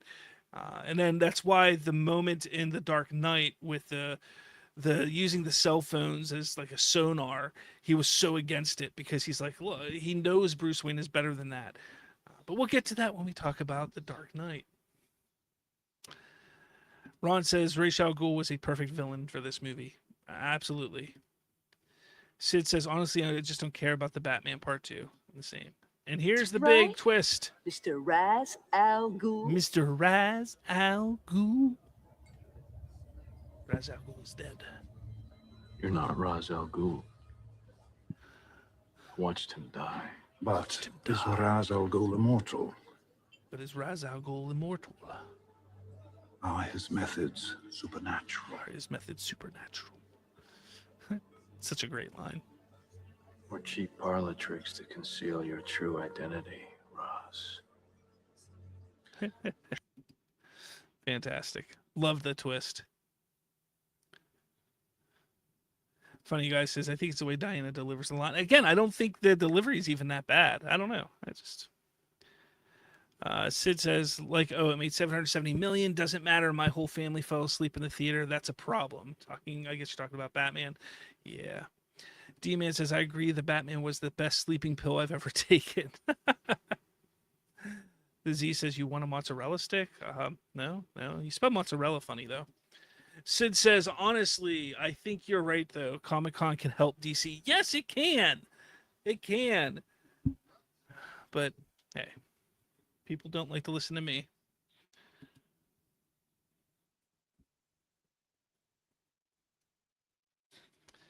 Funny guy. Yeah, the Batman can be too long. Can be? It is too long.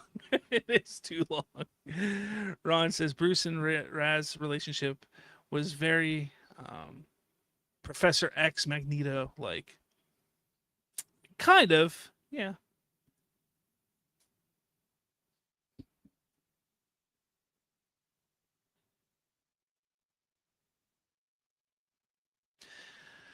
Over, under, Batman Part 2 going to be 3 hours. Under. It'll be under 3 hours. Ron says DC should have been on at Hall H this year. What a letdown. It should have been. Again, like I said a couple weeks ago, I think that they didn't have to go there to unveil a whole slate like Marvel does. But they need to get the hype. They keep talking about how they want the fandom to trust them again. Well, they need to do things to hype up the fans to bring the trust back. And just going there and saying, look, we're in the middle of shooting Man of Tomorrow. Maybe show the crowd there a little behind the scenes featurette or something. That would have been nice. Hype up Clayface. Hype up Lanterns. My dog's freaking out. But hype up those things and then have a fun little surprise and say, hey, and we're just getting prepared and going to be doing this movie and this TV show. And just get excited about that. You don't need to even unveil casting, even though I think they should have unveiled the full cast for Man of Tomorrow. But again, like it's something small that would bring the hype and the excitement back for DC. Sid says it doesn't even need a sequel. It ended perfectly. Let's see. Sid says Slav is right. DC and its marketing sucks. Sorry, elephants. The marketing for Warner Brothers, specifically DC side of things, has been terrible for decades. I've gone back and watched trailers and previews for these Batman movies and the DCEU and just the way they handled it. It's just been piss poor the entire time. What was really piss poor was the marketing for Batman v Superman. That was really, really bad. D-Man says Gunn don't want to be booed off the stage after Supergirl's recent failure since Comic-Con was too close to Supergirl's release. Again, they would have had to have planned being at Comic-Con before Supergirl even released. So it wasn't something that they planned within a couple weeks. Like it would have been months ahead of time that they would have planned to be there. And then on the weeks leading up, they would have came up with like, okay, here, let's solidify what we're going to talk about there. But yeah, they would have had to have been planned to be there for months. Sid says elephant means fan in my country's language. Interesting. Funny guy says DC don't always have to pull a Hall H. Maybe someday they will be right. They will be, or they will, but right now you know what I mean. Again, I'm not saying they have to do it every year, but last year was a big year for them. They really started the universe off, and they weren't at Hall H then. They weren't at Comic-Con then. We're now in year 2. I think this would have been a good time to do it. Ron says, what would have been perfect would have been a Batman Wonder Woman reveal. Yeah, but D-Man says, you've never seen how passionate this Hall H fans are. And talking about Gunn not being booed for Supergirl losing money.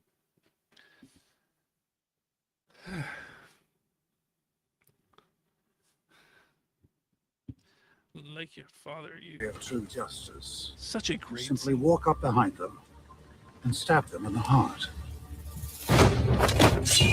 Again, a lot of exposition in this movie. You never did learn to. Not as much as Man of Steel. That's something I really, really noticed watching it last week, was how much exposition is in that movie.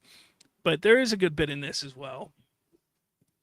Sid says, but honestly, 4KO and Aaron Fisher are Snyder cult. Those people aren't even worth mentioning.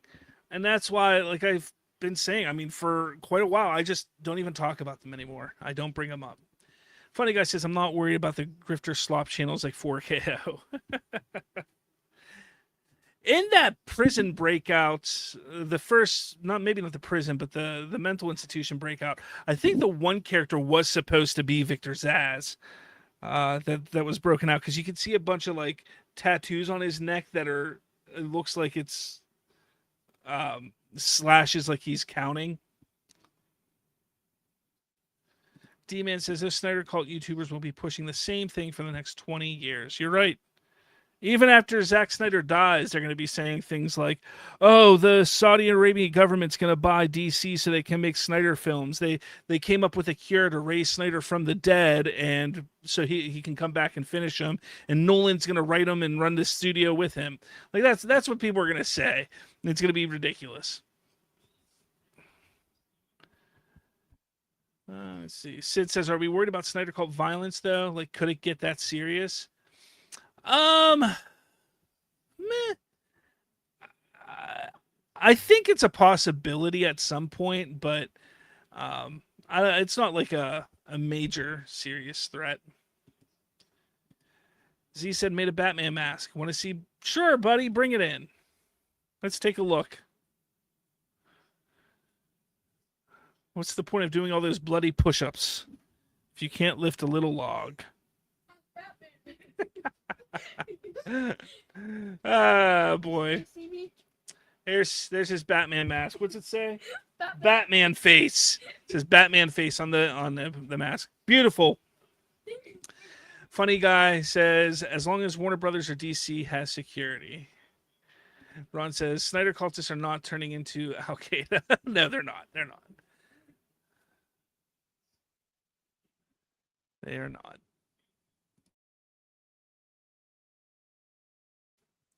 Sid says, hopefully those guys aren't that insane to actually try something violent over non-Snyder films. Yeah, some of those people just have crazy outlooks on things, and it's kind of pathetic. It really is. My video, like this, has been frozen? Can you still hear me, though? That's not good. Let's see here. What is going on? Harassment. I see harassment.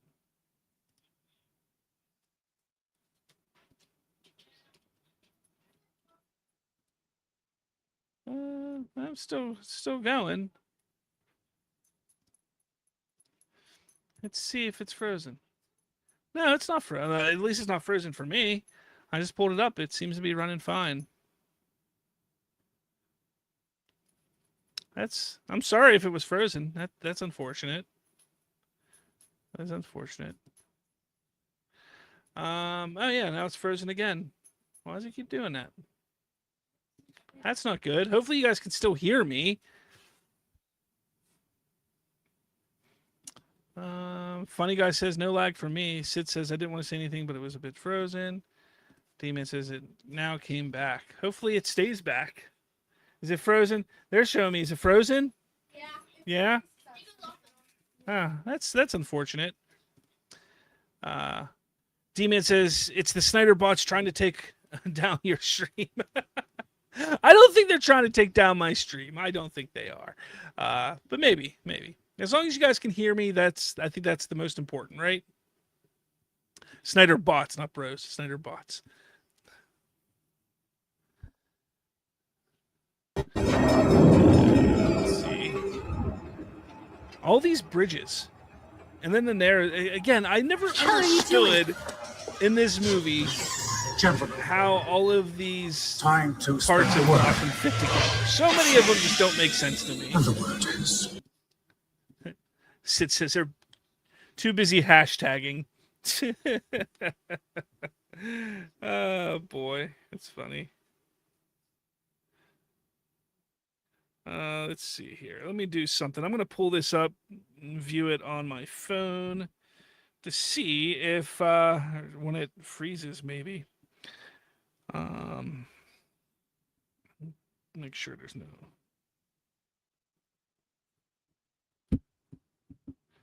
Yeah, I mean, it's not frozen now, so that's a good thing. All right. Sid says, honestly, the Brand New Day was really long as well. It was, but I don't think the length is what hurt it. I don't think the length hurt it. Funny Guy says, and the same tribalism user is too busy saying Marvel wins. The Z, question. If I record Roblox clips on my iPad, how do I add voice? I don't know. I'd have to look into that. Maybe somebody in the chat knows if they do that kind of stuff. I don't know. Sid says, I was so happy when it was over. Jeez, you really didn't like that movie, did you? D-Man, Marvel has won since 2012 with the first Avengers 14 years ago. Ron says, Snyder Cult will turn into the League of Shadows and they will spread panic to the world. Will be Snyder. Ridiculous. Ridiculous is what I say. And then we get the Batman, the theme that Zimmer made for Batman that isn't fantastic as I want it to be. He does get it going here. Sometimes if I do this and then put it back, it'll sometimes start working a little better again. There we go. Let's see if that fixed it. Sid says, no, I didn't. It was really mediocre. And for a movie making $2 billion, I expect a lot more. Funny Guy, I think you would have to click microphone on he's an iPhone user. Maybe. Ron says, OMG, love the change. The scene's so iconic. Yeah, it's such a great scene. Really is. Sid says Hans Zimmer greater than John Murphy. 100% agree. 100% agree, but that's not a fair comparison. D-Man says, dude has got a full head of hair. Good genes. I guess. Here, let's look at something crazy. Trying to watch it here, and I'm frozen. I don't understand. Like, it's not popping up. That's really unfortunate. Let's just do this again. I don't know why my video is being dumb.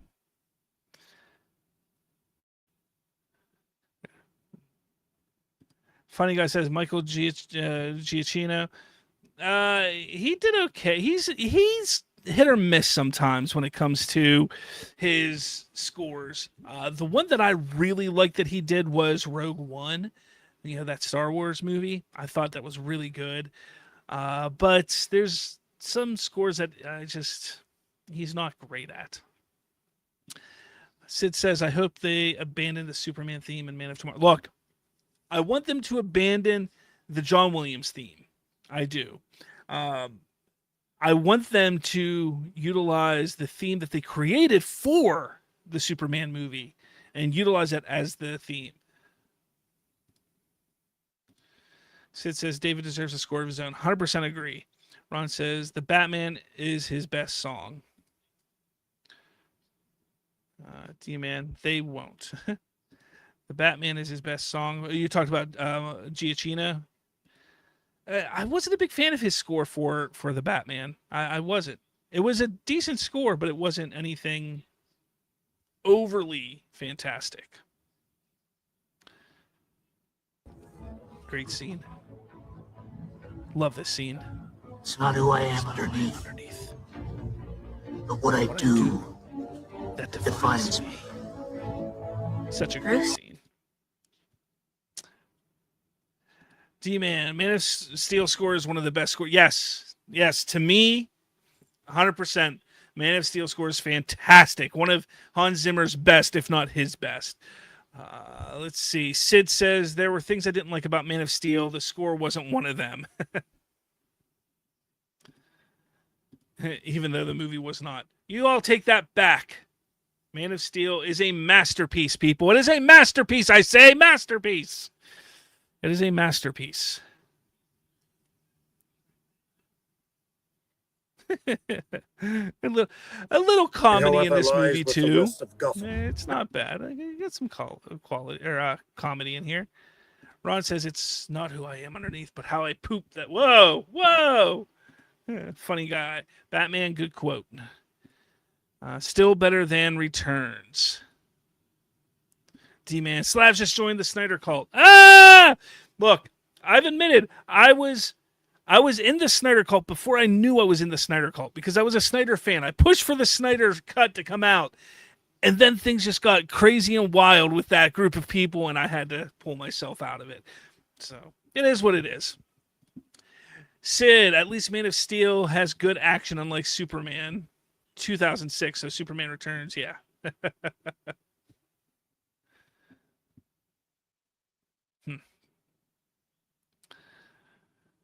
And then, like, the action is, like, because of the smoke, it's just so, like, bland.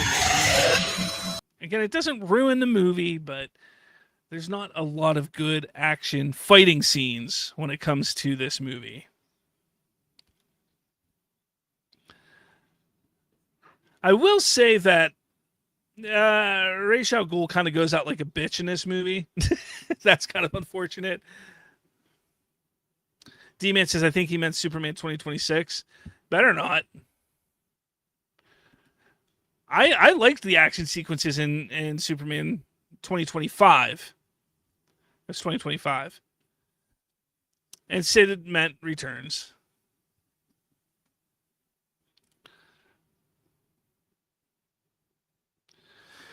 Jim Gordon driving the Batmobile. Good times. Critic Chris stops in. The one Batman film that felt was about Batman, not the villains. The water supply right across the whole city. We're nearing the end, though. Blow. Ron says, dude, Scarecrow's defeat was a total bitch move. Yeah, it really was. It was. We are now exactly 2 hours into the movie. Again, this Gotham is just so much better looking than the other Gothams.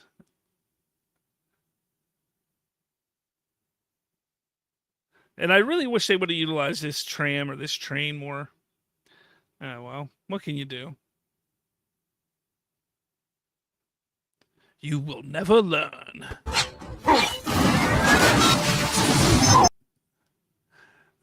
Let's see. What are you guys saying? The Z says he was talking about not knowing what to do after the Superman movie came out. Sid says, one other thing I've noticed, why doesn't DCU have Lego sets for kids? You know, the toy market is so bizarre anymore.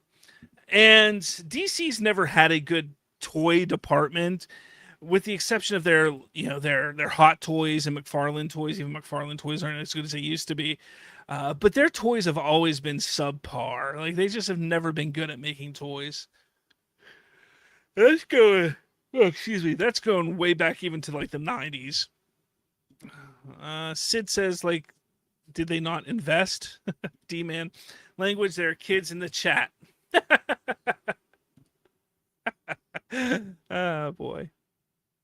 Critic Chris, I liked his Gotham and 89 Batman films. Sid says that's actually a really good point. The train system is never brought up again. It isn't!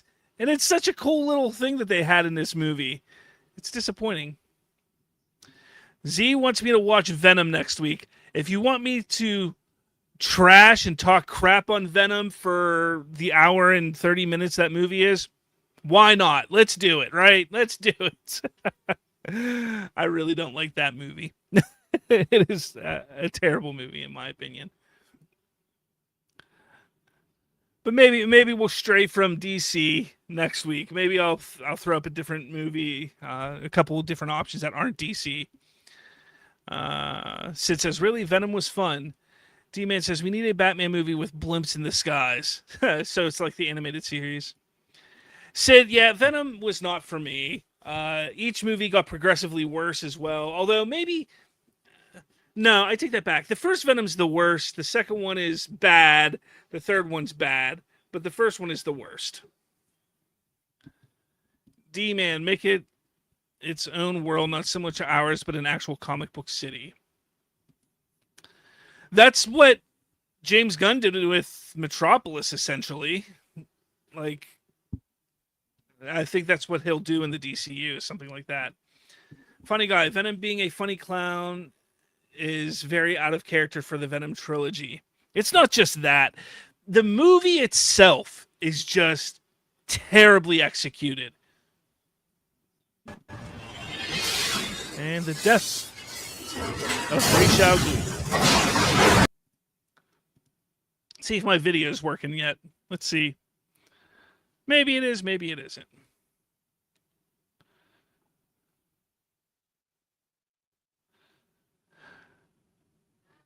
It's a cool scene that was done with miniatures. Most of this stuff was done with miniatures, which is pretty cool. My video doesn't appear to be working still. That's ridiculous. I need better internet. I don't know if you guys watch Bridging the Geekdoms podcast, but every week that we've done that podcast, we do it on Thursdays. We start at 9:30 p.m., Bridging the Geekdoms, and every week my internet craps the bed. There's always something with my internet. It's terrible. I can't stand it. D-Man says, Sony villains movies have been more successful than DC over the years, believe it or not. Did you watch Morbius? Did you watch Madam Web? Did you? Those movies were horrendous. I don't care about financial success with those movies when they're as bad as they are. Funny guy, the Venom trilogy is just Sony saying, hey guys, please laugh at my movie. Yeah. Sid asked, do you think Avengers Doomsday will flop? Not a chance. I don't know if it's going to make as much money as Spider-Man Brand New Day, but it's going to be a 1.4, 1.5 minimum, 1.4, 1.5 billion dollar movie. But I wouldn't be surprised if it hit the 2 billion mark and went over 2 billion. But yeah, it's not going to flop. So it says budget is $700 million. That's insane. Even then, even with it being $700 million, it's going to make 1.5, 1.6 easy. Will it hit that 2 billion? Probably. But yeah, I don't have fear that it's going to be Avengers. Again, watch my video that drops tomorrow, and it explains things a little bit in that regard. The Z asks, how much did Spider-Man make? It is, I think, here, I'll just pull it up here because I got the internet box. Office Mojo. When I last saw this morning, it was at like $950 or something like that. It is now at $1 billion, just over $1 billion worldwide in, what is that, 5 days, 6 days? That's incredible. That is incredible. Critic says, haven't seen a film that was sold out every seat almost taken since Avengers Endgame. Yeah, it was crazy. Like, we had to sit in the very front row, I believe it was, and it sucked. But yeah, it gave me a headache. Ron, hey Slav, can you really torture yourself by watching Madam Web and Morbius back to back? I don't think I could do it back to back. I don't think I could. But if I have to torture myself to watch those movies, I will watch them to have conversations with all of you because it's fun. Let's see. Sid says, talking about Spider-Man, how it's at $1 billion in 4 days. And he says, a shame the movie is mid, though. You know, the moments in that movie, I'm not going to spoil anything, but there's moments in that movie that I'm like, man, I wish they would just expanded on this idea and gone that direction, for sure. But yeah, it is what it is. One day we'll talk spoilers, maybe on Bridging the Geekdoms this week. Maybe we'll have a spoiler section where we talk about spoilers. Funny Guy says, oh, hell, nah, not the Sony verse brain rot movies. Critic Chris has almost walked out of Madam Web. I'm just happy I didn't spend money going to see those movies in theaters. And Rachel is like teasing Bruce Wayne in this moment. She kisses him and is like, yeah, no, we're not going to be a thing because, yeah, no. Like, why kiss him then? A tease. D-Man, I still think Spider-Man will make more than Doomsday. I think it's, yeah, I think that's probably what's going to happen. Sid says, I know what you mean. It was very underdeveloped. D-Man says, I never walked into Madam Web. Neither did I. Sid says, and the movie wants to convince us that a murderer can be redeemed. Yeah. Critic Chris, liked that score playing. Like that score playing? I don't know what you're talking about. I don't know what you're talking about. Yeah, yeah, yeah. What you're talking about. Da, da, da. Zizan, you should Justice League. I will do the 2017 Justice League at some point, and maybe in the future do the Snyder Cut, but I might have to break the Snyder Cut into 2 parts and do you know, either 2 days in a row or one week and the second half the next week. But yeah, I probably will. Let's see. Sid says Punisher was the only thing that was 10 out of 10. Jeez. Sid says Scorpion was a flop villain. D-Man says, I can see Gunn Justice League being called Super Friends. Jeez, I hope not. This is a great, yeah, making the bat signal for him. That's great. That's great. But the Narrows is lost.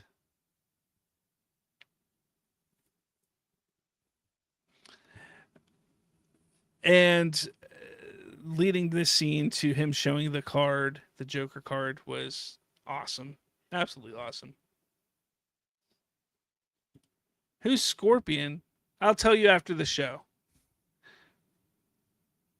Scorpion's a Spider-Man villain.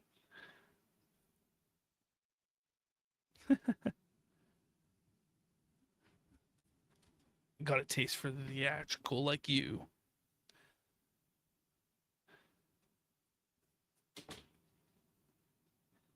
Joker. Aha, aha, aha. Funny Guy, the title Super Friends wouldn't be in the movie algorithm, but the title Justice League would. Sid says he's heavily in the trailers. He is. Yes, Scorpion is heavily in the trailers.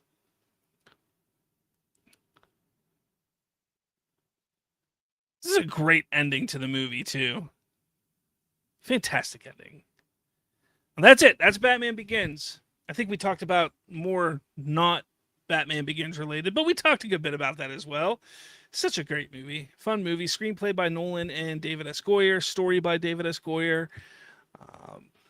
Produced by Charles Roven. Yeah, all that kind of stuff. Good times. Good times. Let's see. What do we got? Critic says it's like Scorpion in the 90s animated series. Just an opinion. Ron says peak ending and the dialogue. Fantastic. 10 out of 10. Sid says, by the way, how did your kids feel about Spider-Man? Because my nephew didn't like it. They loved it. The ones that did go to see it loved it. They enjoyed it quite a bit. So, yeah. All right, guys. It is late for me here, so I'm going to get going. This was a great time. Fun time indeed. Hopefully my video is working now. But it was a good time. So, with all that says, I got Z over here, over there, and Harley over here. They're being goofy. But they're here. So, everyone, thank you for watching and enjoying. What are you doing? Hopefully we have a good talk. I'll put up a poll on what movie to watch next week. So be a lookout for that on my YouTube channel. And hey, tune in to Bridging to Geekdoms this Thursday. It's a great show. Me and my two co-hosts have a great time talking pop culture. So, all right. Oh, Sid wants a Marvel movie next. Is that what you want next? A Marvel movie? So, all right. Anyways, guys, take it easy, and I will check you all out later. Bye-bye.